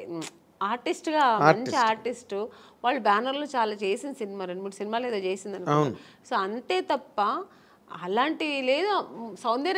సౌందర్యకైతే అసలు ఆ థాటే లేదండి, అస్సలు లేదు. మీకు ఆ థాట్ ఉంటే అమ్మాయి, ఎందుకంటే వాళ్ళ అన్నగారు చెప్పిన అమ్మాయి అబ్బాయిని పెళ్లి చేసుకుంటుంది. వాళ్ళ అన్నగారు చెప్పారని అమ్మాయి చేసుకుంది. వాళ్ళ అన్నగారు చెప్పి ఏ మాట, నాన్నగారు ఉన్నంత వరకు నాన్నగారు మాట వినేది. చిన్నపిల్లలాగే అండి వాళ్ళ ఇంట్లో. నెక్స్ట్ అమ్మకి కూతురులాగే ఉండేది తప్ప చెల్లెలాగా ఉండేది కాదు. అమ్మరు ఏం చెప్తే అది వినేది. అలాంటి అన్నప్పుడు ఇంకా జగపతి బాబు గారి మీద అలాంటి అసలు అదంతా ఊరికి ఇండస్ట్రీ అంతా విపరీతంగా మాట్లాడుకున్నారు. లేదండి, చెవిలో పడిందో లేదో నాకు తెలియదు, తెలుసు నాకు కూడా, బట్ లేదు అలాంటి లేదు. ఆ అమ్మాయికి లేదు, జగపతి బాబు గారికి కూడా లేదు అలాంటి. ఆయన అసలు అందరితో బాగా క్లోజ్ గా మాట్లాడతారు, అలాగే ఆ అమ్మాయితో కూడా ఉండేవారు అనమాట. కాకపోతే అంటే ఎక్కువ సినిమాలు కలిసి చేశారు, అందుకని అలా వచ్చింది అది. వాళ్ళిద్దరూ కొంచెం ఒక 4-5 సినిమాలు కలిసి చేశారు ఆ టైంలో. అవును. తర్వాత ఇప్పుడు క్వైట్ కాంట్రాస్ట్ రోజా గారు. అవును, మామూలు ఆటం బాంబు. నిజంగా గర్వంగా ఉందండి, ఎందుకంటే మా ఇండస్ట్రీలో ఒక హీరోయిన్ ఒక పొలిటీషియన్లు వెళ్ళి అలా అలా గట్స్గా మాట్లాడడం నిజంగా కదా. కాదు, పాలిటిక్స్లోకి రమ్మని ఎప్పుడు అడగలేదు ఆవిడ మిమ్మల్ని? నన్ను లేదండి. అంటే రోజా గారు నాకు బాగా క్లోజే. అంటే సౌందర్య ఫ్రెండ్షిప్ వేరు. ఇప్పుడు రోజా గారు ఎలా అంటే సెట్లో ఉన్నంత వరకు చాలా బాగా మాట్లాడారు. మీరు ఇప్పుడు కూర్చుని ఉన్నంతసేపు క్లోజ్గా ఉంటారు, తర్వాత ఇంకా వాళ్ళ పనులు వాళ్ళకి, మా పనులు మనకి, అలా ఉంటారు ఆవిడ. ఆ ఫ్రెండ్షిప్ని అలా కంటిన్యూ చేయరు అనమాట. ఇప్పుడు అదే మళ్ళీ ఇళ్ళకెళ్ళి ఫోన్లు మాట్లాడుకోవడం కానీ, ఎలా ఉన్నావు, మళ్ళీ మెసేజ్లు, ఇప్పుడంతా ఫోన్లు వచ్చాయి, మెసేజ్లు పెట్టడం కానీ నేను పెడుతూ ఉంటాను, గుడ్ మార్నింగ్ మెసేజ్లు అన్నీ. తను దానికి రిప్లై చేస్తుంటుంది తప్ప పెద్దగా తను ఇంకా అంటే ఉన్న బిజీ అలాగా ఆవిడ. అంతే కదా, చాలా బిజీ కదండి ఆవిడ పనులు చేసుకోవడానికి కూడా టైం ఉండదు. ఇంకా మా మెసేజ్ లేకపోతే పెడుతూ కూర్చుంటారు చెప్పండి. సో అంతే కానీ ఆ ఫ్రెండ్షిప్ లేదని కాదు, టైం లేదు ఆవిడకి. ఫస్ట్ ఆఫ్ ఆల్ ఎప్పుడు బిజీ ఉంటుందండి. ఇప్పుడే కాదు, హీరోయిన్గా ఉన్నప్పుడు చూసారంటే తమిళ్లో బిజీ, తెలుగులో బిజీ, కన్నడలో సినిమాలు చేసేది రోజా గారు ఫుల్ బిజీగానే ఉండేవారు ఆవిడ. దాని తర్వాత ఇంక పాలిటిక్స్కి వచ్చి ఈవెంట్స్ చేసేవారు, ఎప్పుడు బిజీ ఉంటారండి. అవును. అంటే మీ ఇద్దరు మామూలుగా పాలిటిక్స్ గురించి మాట్లాడుకోవడం అలాంటివి ఏమి ఉండవు? లేదు, నాకు అసలు పాలిటిక్స్ అంత నాలెడ్జ్ లేదు, నాకేం తెలీదు. ఊరికే చూస్తుంటాను అంతే. ఎవరిదో రోజా గారు అలా మాట్లాడుతున్నాడు, మీరు విని ఏంటి అలా మాట్లాడుతున్నావు ఏంటి అసలు అండం గట్ట అంటే అలా మాట్లాడాలేమో మరి, అది నాకు తెలీదు మరి. అంటే పాలిటిక్స్కి వెళ్తే అలా ఉండాలేమో, ఫైర్ బ్రాండ్ అలా లేకపోతే ఇంకా అదే. ఇప్పుడు మన సినిమాలో మనం నటించడం ఎలాగో అలాగా అలా మాట్లాడడం అదొక నటన. ఎగ్జాక్ట్లీ, అదొక పాత్ర పోషణ. నటన అనడం కన్నా అదొక క్యారెక్టర్, దాన్ని పోషించాలి అక్కడ. అయితే మీ కెరీర్లో ఫస్ట్ ఇన్నింగ్స్ అంతా బాగా సక్సెస్ఫుల్గా ఉన్నారు, సెకండ్ ఇన్నింగ్స్లో కూడా కంఫర్టబుల్గా ఉన్నారు. మీకంటూ అసంతృప్తులు ఏం లేవండి కెరీర్లో ఇన్ జనరల్గా? అంటే మనిషి అన్న వాళ్ళకి మనం ఎంత సక్సెస్ఫుల్గా ఉన్న కెరీర్లో కొన్ని ఎక్కడో తెలియని పాయింట్లో కొన్ని డిసాటిస్ఫాక్షన్స్ అలా మిగిలిపోతాయి. అలాంటివి ఏమైనా ఉన్నాయా? లేదు, ఐఎమ్ హ్యాపీ అండి, కంప్లీట్లీ హ్యాపీ. నేను హీరోయిన్ అవ్వాలనుకున్నా, అయ్యాను. నేను అనుకోకున్న పాత్రలన్నీ నేను చేశాను. ఇప్పటికీ శుభలగ్నం అంటే శుభలగ్నం, మావి చిగురు, శుభ సంకల్పం, మిస్టర్ పెళ్ళాం, ఇలాంటి సినిమాలన్నీ చేస్తానని నేను ఎప్పుడు లైఫ్లో అనుకోలే. మామూలుగా హీరోయిన్స్ అంటే ఏంటి, 4 సాంగ్స్ ఉంటాయి, హీరో పక్కన రెయిన్ సాంగ్ ఒకటి ఉంటుంది, స్విమ్ సూట్ ఒకటి ఉంటుంది, సీషోర్ సాంగ్ ఒకటి ఉంటుంది, మళ్ళీ ఏదో రొమాన్స్ ఉంటుంది, ఇలాగే అనుకుంటాం కదా. అలా కాకుండా ఇప్పటికీ ఇప్పుడున్న జనరేషన్ కూడా, మేడం మీరు ఆ సినిమా చేశారు కదా, చాలా బాగుంటుంది మేడం, మొగుడిని నమ్మేస్తారు కదా, శుభలగ్నం మేడం, క్లాసిక్స్ కదా అవి, క్లాసిక్స్, మిస్టర్ పెళ్ళాం, ఇలాంటి సినిమాలు కమల్ హాసన్ గారు చేశారు కదండి. మొన్న ఎప్పుడు చెన్నైలో షాపింగ్ వెళ్ళానండి, ఆ షాపింగ్ ఓనర్ వచ్చి తెలుగు ఆయన. ఫస్ట్ నేను ఏదో మేకప్ థింగ్స్ వెతుకుతున్నాను, మీరు మేకప్ ఆర్టిస్ట్ అండి అన్నారు. అండ్ నేను మామూలు వితౌట్ మేకప్లో వెళ్ళాను. నేను మేకప్ ఆర్టిస్ట్ కాదండి, నాకు మేకప్ థింగ్స్ అంటే. తర్వాత ఆయన కొంచెంసేపు అయిన తర్వాత కాసేపు తర్వాత ఆయన గుర్తుపెట్టాడు, మీరు ఆమ్ని గారు కదండి. బాబాయ్ ఏంటండి ఇలా సన్నబడిపోయారు అన్నారు. సన్నగా ఉంటేనే అండి మళ్ళీ ఛాన్స్ దొరుకుతాయి, లేదంటే దొరకదు, లావ్ అయిపోతే ఎలాగా అన్నాను. అప్పుడు అన్నారు, మేడం మీరు అసలు మిస్టర్ పెళ్ళాం ఏం యాక్టింగ్ అండి అంటే, కొంతమందికి మిస్టర్ పెళ్ళాం నచ్చుతుంది, కొంతమందికి శుభలగ్నం నచ్చుతుంది. అలా డిఫరెంట్ రోల్స్ నేను చేసే అవకాశాలు నాకు. సో ఎక్కడ అసంతృప్తి అన్నది ఎక్కడ లేదు. అంటే అసంతృప్తి అంటే అది చేద్దాం అనుకుని నేను చేయలేపాను, లేకపోతే ఒకరితో చేద్దాం అనుకుని ఆ కాంబినేషన్ ఇప్పటికీ ఉందండి అది అసంతృప్తి. ఇప్పుడు మన శ్రీదేవి గారు చేశారు దాన్ని, మీండం కోకిల, అది వసంత కోకిల, ఆ క్యారెక్టర్ నాకు చేయాలని ఉంది, మిగిలిపోయింది కదా. ఇప్పుడు మళ్ళీ చేయలేము ఆ క్యారెక్టర్ చేయాలంటే. అవును, ఆ స్టేజ్ ఆ ఏజ్ దాటిపోయింది. అవును, అది అలాంటి సినిమా. అలాగే ఇప్పుడు రీసెంట్గా మనం బాహుబలిలో మన రమ్యకృష్ణ గారు ఎక్సలెంట్ క్యారెక్టర్ కదా అది. సో అలాంటి క్యారెక్టర్లతో దొరికితే నేను చేయాలి అనిపిస్తుంటుంది. ఆర్టిస్ట్కి ఎప్పుడు అసంతృప్తి తృప్తి అనేది ఉండదు. ఈ క్యారెక్టర్ నేను చేయాలి, ఆ క్యారెక్టర్ నేను చేయాలి, అన్నీ నేనే చేయాలి, అది కామన్ గా ఉండే తప్ప. బట్ నేను అనుకోని క్యారెక్టర్స్ కూడా నేను చేశాను కదా. అది ఇప్పుడు శుభలగ్నం అని నేను అనుకోలేదు, ఊహించిన క్యారెక్టర్స్ అవన్నీ. సో ఒక పక్కన ఆ సంతోషం కూడా ఉంది. కానీ మీరు అంతమందితో చేశారు కానీ ఒక్కళ్ళతో మిస్ అయ్యారు. తెలుసండి మీరు ఎవరిని అడుగుతున్నారని. ఎవరు చెప్పండి? మా మెగాస్టార్ చిరంజీవి గారు. అదొక్క అసంతృప్తి ఉందండి, ఆర్టిస్ట్గా అదొక్కటి ఉంది. ఎందుకంటే ఆ టైంలో ఆయనతో చేయడానికి అవకాశం రాని హీరోయిన్ మీరు ఒక్కరే. సౌందర్య చేసింది వచ్చిందా? వచ్చిందండి, నాకు అవకాశం రాలేదు. నేను ఎప్పుడు ఆయన్ని జపిస్తూ ఉండేదాన్ని కదా, ఎలా దేవుడిని జపించేదాన్నో అలాగా నేను చిన్నప్పుడు స్కూల్కి వెళ్ళే టైంలో ఆయన మన రాధా గారి సినిమాలు, విజయశాంతి గారు పక్కన చేసిన సినిమాలని ఎక్కువ చూసేదాన్ని. నాకు అక్కడే నేను చిరంజీవి గారు ఫ్యాన్ అయ్యాను. అసలు ఆ చిరంజీవి గారు అంటే ఇంకా పిచ్చి. సినిమా ఎంత పిచ్చో అంతే పిచ్చి నాకు చిరంజీవి గారు అంటే. ఇంకా నేను నా రొమాన్స్, నేను సాంగ్ ఏదైనా నేను డ్రీమ్లో ఇలా ఊహిస్తున్నంటే అది చిరంజీవి గారు పక్కనే. అంటే హీరోయిన్ తీసి మీరు వెళ్ళిపోతారు? నేను వెళ్ళిపోయేదాన్ని. ఇలా నేను అక్కడ చేస్తే ఎలా ఉంటుందని అలా వెళ్ళిపోయేదాన్ని. సో అలా ఒక డ్రీమ్ నాకు ఉండేదన్నమాట. అది నాకు నిజమైంది కూడా. నాకు నిజంగా దొరుకుతుంది అనుకోలేదు. బట్ నాకు ఆఫ్టర్ శుభలగ్నం రిక్షావాడు సినిమా, ఆ సినిమాకి నేను ఫస్ట్ అడిగారు అనమాట, డేట్స్ కూడా తీసుకున్నారు.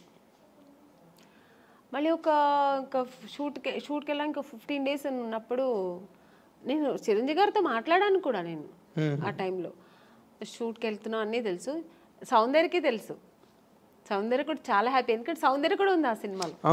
నేను సౌందర్య ఇద్దరు చాలా హ్యాపీ. మేము మన ఇద్దరు మళ్ళీ కలిసి చేస్తున్నామే అని. నేను బెంగళూరు షూట్కి వెళ్తే తను ఫోన్ చేసింది నాకు. ఆఫ్టర్ 15 days తర్వాత 1 week తర్వాత ఏమైందో తెలియదండి. నగ్మా గారు అని ఇది ఫోటో దీంట్లో చూసా, ఏదో ఒక పత్రికలో చూసాను. తర్వాత మా మేనేజర్ చెప్పారు, లేదమ్మా ఇలాగా మనం లేదు ఏమంటే డైరెక్టర్ చేంజ్ అయ్యారు అక్కడ. కోదండరామరెడ్డి గారు చేయాల్సిన సినిమా కోదండరామకృష్ణ గారు ఎవరు చేశారు. కోదండరామరెడ్డి గారు భార్గవ ఆర్ట్స్కి వెళ్ళారు, మాతో పెట్టుకో ఒక సినిమా. అప్పుడు షఫల్ అయ్యారు. షఫల్ అయ్యేప్పటికి అక్కడ ఏం జరిగిందో తెలియదు, నిజం నాకు తెలియదు, దేవుడికే తెలుసు. నేను మారాను అనమాట.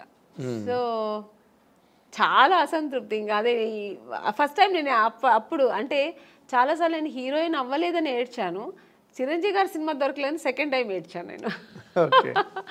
అంటే ఈయన పక్కన చేయలేదు అనే ఒక ఏడుపు అప్పుడు వచ్చింది అనమాట. అదే జీవితాంతం అది జీవితాంతం అలా ఉండిపోయిందండి, ఉండిపోతుంది కూడా. ఉంటుంది ఎందుకంటే ఇంకా దానికి ఇంకా ఆప్షన్ లేదు. మళ్ళీ ఏమైనా రాబోయే రోజుల్లో ఏదైనా సిస్టర్ క్యారెక్టర్ కూడా వచ్చిందండి, నేను చేయలేదు. స్టేట్ ఎవరు మన ఖుష్బు గారు చేశారు. ఏ సినిమా అనేది? స్టాలిన్ నాకు అడిగారు అనమాట. అడిగారు, నేను సిస్టర్ రోల్ నేను చేయను, నేను ఊహించుకోలేను అసలు ఆయన పక్కన అసలు అని నేను చెయ్యనని చెప్పాను. మురుగదాస్ డైరెక్టర్ అడిగారండి, నేను చేయనన్నా. ఎందుకంటే నాకు చిన్నప్పటి నా డ్రీమ్ హీరో ఆయన, నేను అసలు చేయలేను అని చెప్పాను. అసలు నా వల్ల కాదు, ఆ ఇమాజిన్ కూడా చేయలేను నేను. నా డ్రీమ్ హీరో అలాగే ఉండిపోని నేను చేయనని చెప్పేసా. అప్పుడు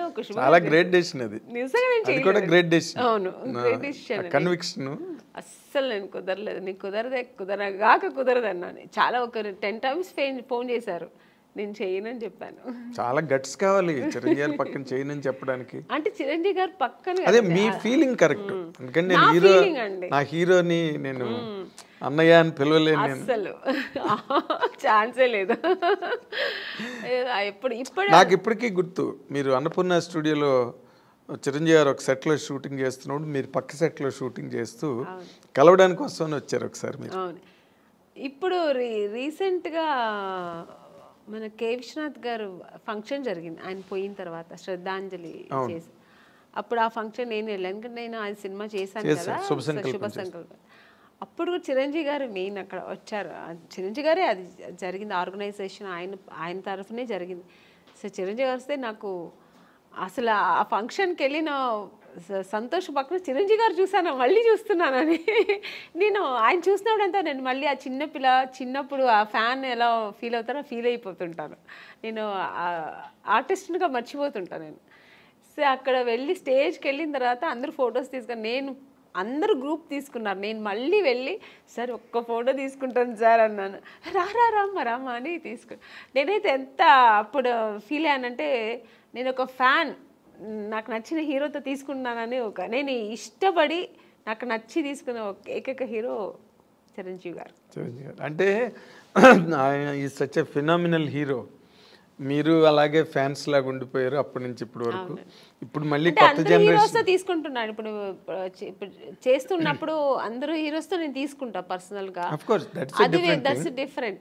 బట్ నాకు ఇష్టపడి చిరంజీవి గారు పక్కన తీసుకుని ఇలా తీసుకుంటే అసలు మళ్ళీ బ్యాక్ టు 25 years బ్యాక్ వెళ్ళిపోయాను అనమాట. ఇప్పుడు మీరు మాట్లాడుతున్నప్పుడే ఎంతో పొంగిపోతున్నారు తెచ్చుకుని. అంటే అది ఇష్టం నాకు. అంటే ఆయన ఏమో మరి తెలీదు, ఆయన యాక్టింగ్, ఆయన డాన్స్ స్టైలు ఇప్పుడు కూడా అలాగే చేస్తారు ఆయన.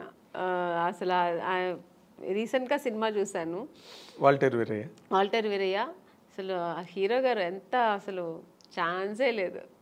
రెడీ అవ్వాలి మరి మీరు. బాలశంకర్ దగ్గరలోనే ఉంది, బాలశంకర్ రిలీజ్ దగ్గరలో ఉంది. వెళ్తానండి ఆగస్ట్ 11. చాలా హైలీ ఎక్స్పెక్టెడ్ ఫిల్మ్.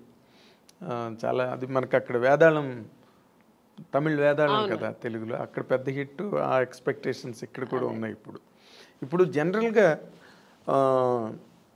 అంటే మీరు ఎప్పుడు క్లాసిక్ క్యారెక్టర్స్, ఒక ఇంపార్టెంట్ రోల్సే చేశారు. గ్లామర్ వైపు అసలు ఎప్పుడు పోలేదు మీరు. రమ్యకృష్ణ గారు చేశారు, కొంతలో కొంత సౌందర్య కూడా చేసింది. మీరు అసలు అటు పక్కకే పోలేదంటే నాకు స్టార్టింగ్ నుంచి ఇప్పుడు జంబలకడి పంలో మాస్ క్యారెక్టర్ అండి నేను చేశాను. తర్వాత ఏంటో ఆఫ్టర్ ఇమ్మీడియట్గా నాకు మిస్టర్ పెళ్ళాన్ దొరికింది. మిస్టర్ పెళ్ళాన్ తర్వాత చూసారంటే ఇంకా టోటల్గా హోమ్లీ క్యారెక్టర్స్ దొరికింది నాకు. ఒకవేళ నేను ఆ ఫేస్ నా బాడీ స్ట్రక్చర్ సెట్ అవుతుందేమో కానీ అందరూ ఆమెని అంటే ఇలా ఉంటేనే బాగుంటుంది, శారీ కట్టుకుంటేనే అందంగా ఉంటుందని. సో నాకు అలా బ్రాండ్ వేస్తారనమాట. అప్పట్లో జయసుధ గారికి ఉండేది అది. జయసుధ గారికి ఎలా ఉంటుంది, ఆవిడ ఎప్పుడు మాస్ అంటే అడవిరాముడు అవన్నీ చేశారు కానీ సహజ నటి అని ఒక ముద్ర వేసి ఆవిడని అలా పక్కన పెట్టారు. ఎంత బిజీగా ఉన్నా ఆవిడ అవే కైండ్ ఆఫ్ క్యారెక్టర్స్ చేసుకుంటూ వెళ్ళారు ఇప్పటి వరకు. బేసిక్గానండి ఈ మధ్య రోజుల్లో అంటే మీ టైంలో లేదు, ఏముందో బయటకు తెలియదు. బట్ ఈ రోజుల్లో ఈ కాస్టింగ్ కోచ్ అని మీరు ఒక సీనియర్ యాక్ట్రెస్గా, ఒక సక్సెస్ఫుల్ హీరోయిన్గా, ఒక డిగ్నిటీ అవన్నీ నిలబెట్టుకుని ఇన్నాళ్ళు ఇండస్ట్రీలో కంటిన్యూ అయిన ఒక స్టార్గా ఈ డెవలప్మెంట్స్ చూస్తున్నప్పుడు మీకు ఏమనిపిస్తుందండి? అంటే ఈ ప్రజెంట్ హీరోయిన్స్ ఫేస్ చేసే ఇష్యూస్ కానీ, లేకపోతే ఇండస్ట్రీలో వచ్చిన మార్పులు కానీ. అంటే హీరోయిన్ ఇప్పుడు ఫేస్ చేస్తున్న ఇది సావిత్రి గారి టైంలో నుంచి ఉందండి. ఓకే, ఇప్పుడు మీరు చెప్పేది ఏంటంటే హీరోయిన్స్ డిఫరెంట్ ప్రాబ్లమ్స్ ఫేస్ చేయాల్సి వస్తుందని. ఆ ప్రాబ్లమ్స్ హీరోస్కి లేదు, హీరోయిన్స్కి మాత్రమే ఉంది. అదే కదా చెప్తారు మీరు. అది ఇప్పుడు కాదండి, అప్పుడు ఉన్న హీరోయిన్స్ దగ్గర నుంచి ఉంది. కాకపోతే అప్పుడు సోషల్ మీడియా, ఈ పబ్లిసిటీ ఇవన్నీ లేదు కాబట్టి తెలీదు. ఇప్పుడు అన్ని చిన్న విషయం కూడా ఇప్పుడు ఎలకపోయిందంటే పూలే పోయిందని ఇప్పుడు అంత ఎక్స్ప్లోర్ చేస్తున్నారు. చిన్న విషయాన్ని ఏమీ లేకుండా దాన్ని ఒక పెద్ద ఇష్యూలాగా చూపిస్తున్నారు. అంతే తప్ప ఎప్పుడు లేదండి ప్రాబ్లమ్స్ హీరోయిన్స్కి, ఉంటూనే ఉంది. కానీ మనం చూస్ చేసుకోవాలి.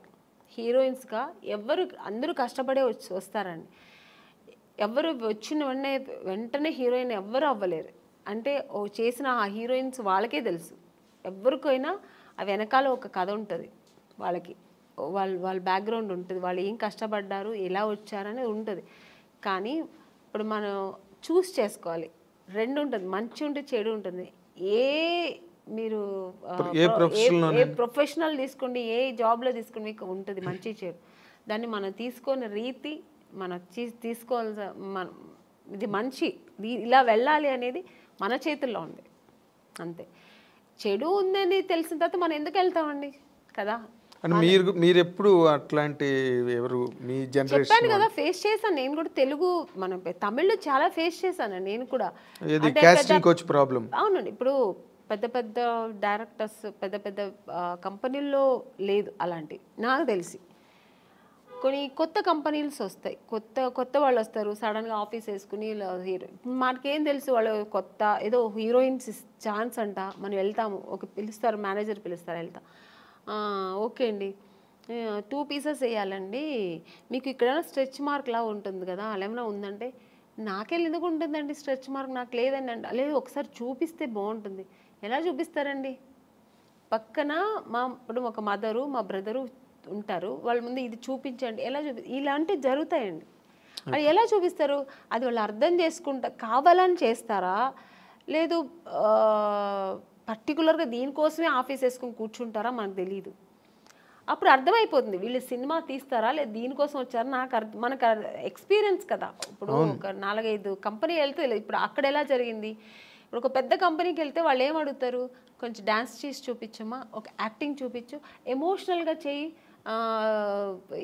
ఇప్పుడు ఒక హీరోయిన్తో మాట్లాడాలి, ఈ డైలాగ్ ఇస్తారు, ఇది ఎలా మాట్లాడతాం, ఇలా అడుగుతారు. అది మనకు సినిమాకు సంబంధించింది మాత్రమే వాళ్ళు అడుగుతారు. స్ట్రెచ్ మార్క్ చూడాలి, మీకు ఇక్కడ ఏమైనా బ్లాక్ ఉంటుందా, మొన్న ఒక హీరోయిన్ అలాగ వచ్చారు, మేము చూడకుండా వేసుకున్నాము, చూసిన తర్వాత స్పాట్లో చూసాము, మీరు కొంచెం బట్టలు ఇప్పి చూపించండి. ఇలాంటివి కొన్ని కొత్త వాళ్ళు ఉంటారండి. ఇలాంటి వేషాలు వాళ్ళు దీనికోసం వస్తారా లేదా సినిమా తీయడం తెలిసిపోతుంది మనకు.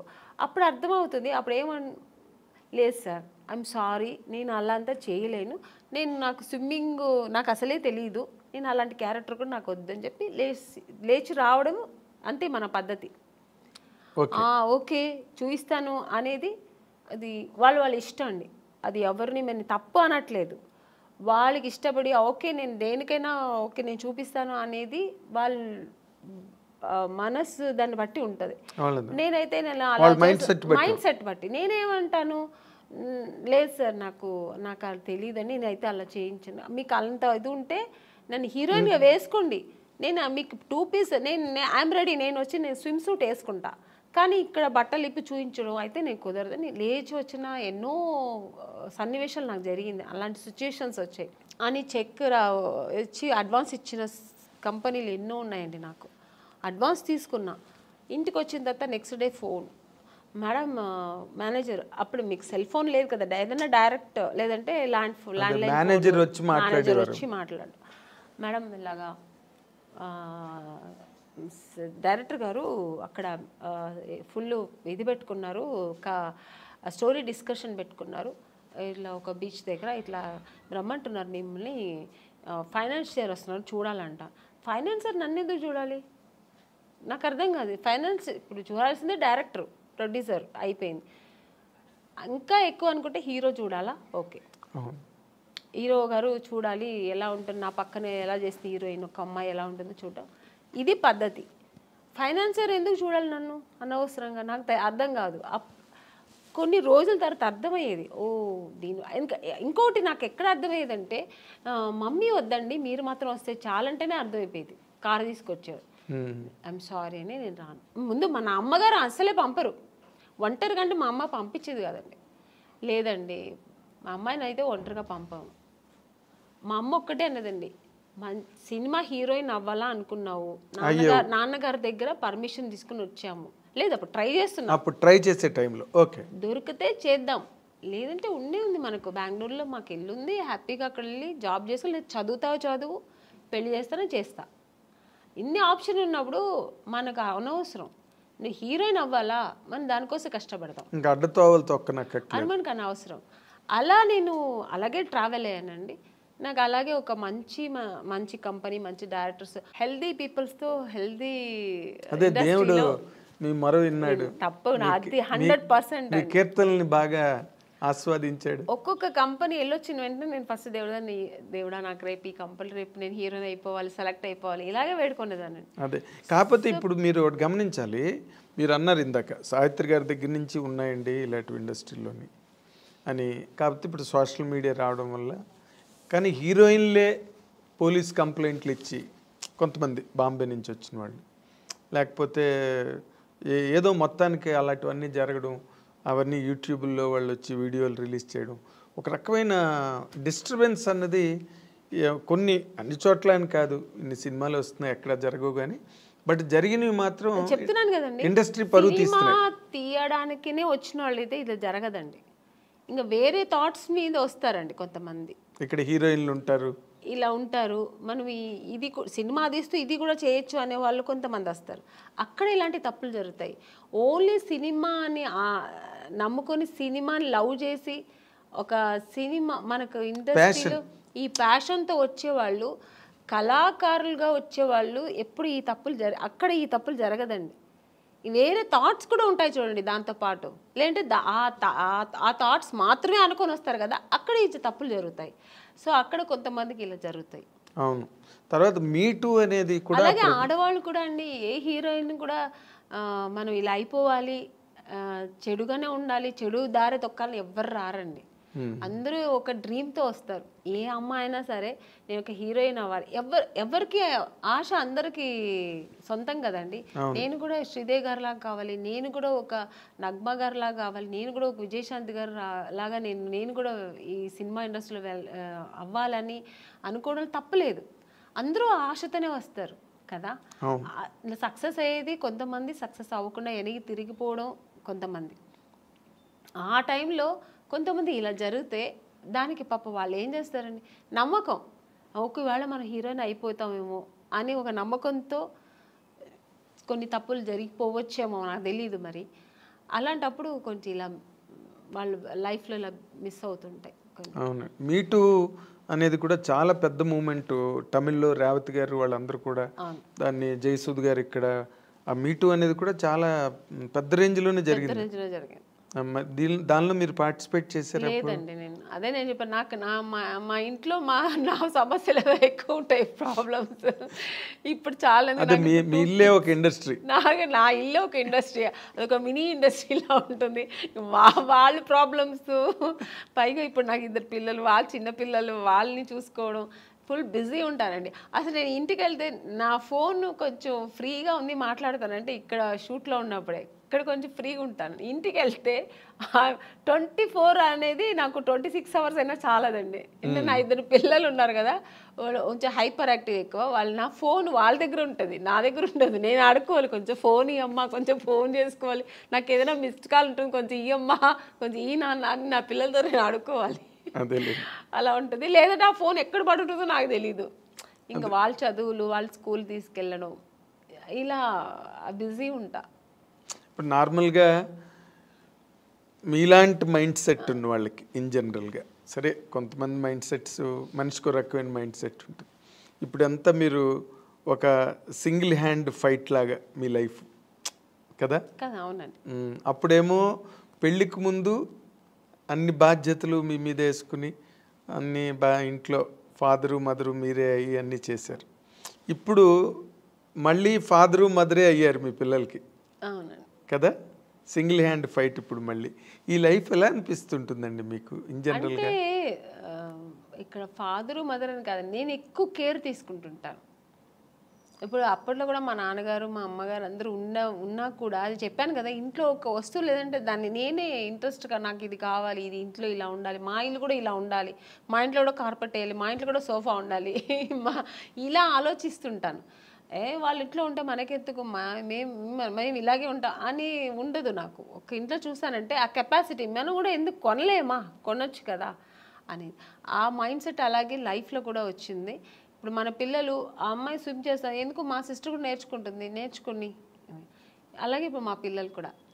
సో అందుకని అమ్మా నాన్న వాళ్ళకి ఉన్నా కూడా వాళ్ళు చెయ్యనేది నేను చేస్తాను. అలాగే ఇప్పుడు కూడా అంతే, మా పిల్లలు కూడా నేను ఎక్కువ ఇంట్రెస్ట్ చేస్తాను. ఇప్పుడు కూడా మా పిల్లల అదర్ యాక్టివిటీస్ అంటే నేనే వెళ్తుంటాను, నేర్చుకోమంటుంటాను. మా పిల్లలు, మమ్మీ నీకు వేరే పనే ఉండదా మమ్మీ, ఎప్పుడు ఇంటికి వస్తే ఇది చేయి అది చేయని ఎప్పుడు ఇలా శాసిస్తూనే ఉంటావా, స్విమ్మింగ్ వెళ్ళమంటావు, దీనికి నాకు రెస్టే ఇవ్వవా మమ్మీ అంటుంది మా అమ్మ ఇప్పుడు. ఇంకా దానికి ఎంత 7 years. అసలు రెస్టే ఇవ్వవా మమ్మీ, నువ్వు ఎప్పుడు బిజీగానే ఉండాలా, మేము కొంచెం రిలాక్స్ అని ఇవ్వ మేడం మమ్మీ అంటది. అండ్ ఇప్పుడు ఈ జనరేషన్ పిల్లలకి టార్గెట్స్ ఎక్కువైపోయి వాళ్ళు మన టైంలో చదువులు వేరు. ఇప్పుడు మా సిస్టర్ అంతా అసలు భయపడేవారండి, నాకు మాట్లాడేవారు కాదు, నేను ఏం చెప్తే వినేవారు అనమాట. 5 o'clock లేవా, ఓకే అమ్మ అక్క లేస్తున్నాను అక్క అంతే. ఇప్పుడు పిల్లలు కొంచెం ఆర్గ్యుమెంట్ చేస్తారు, ఏంటి మమ్మీ పొద్దునే నీ గోలా, ఎందుకు ఇంత తొందర లేపుతాను, నేను నిద్రపోని మమ్మీ, నాకు హ్యావ్ టు స్లీప్ మమ్మీ అంటది మా అమ్మాయి. అదేలేండి. కానీ నేను ఇంకొక చాలా డెలికేట్ ఇష్యూ అండి, బట్ ఈ తరం హీరోయిన్లకి కొంతమందికి మీలాంటి ఒక సీనియర్ యాక్ట్రెస్ చెప్పే మాటలు వాళ్ళకి హెల్ప్ కావచ్చు. ఒక్కొక్కసారి ఒక ఇంటర్వ్యూలో మాటలు విన్నప్పుడు మీరు ఇంత ఒక డొమెస్టిక్ మైండ్ సెట్, ఒక హౌస్ వైఫ్కి ఏం కావాలో ఆ అవసరమైన ఆ మానసిక పరిణితనండి, పరిపక్వతనండి, అన్ని వైపుల నుంచి అన్ని జాగ్రత్తగా సంరక్షించుకుంటూ వచ్చే ఒక లైఫ్ స్టైల్ మీది, మైండ్ సెట్. కానీ but where the mistake happened అండి మీ పర్సనల్ లైఫ్లో? నాకేం మిస్టేక్ ఏం జరగలేదండి. మిస్టేక్ ఏముంది, మిస్టేక్ అంటే ఇప్పుడు హీరోయిన్గా ఉన్నాను, కొన్ని అదే హీరోయిన్ అవ్వడానికి ఏం ఫేస్ చేయాలో చేశాను, హీరోయిన్ అయ్యాను.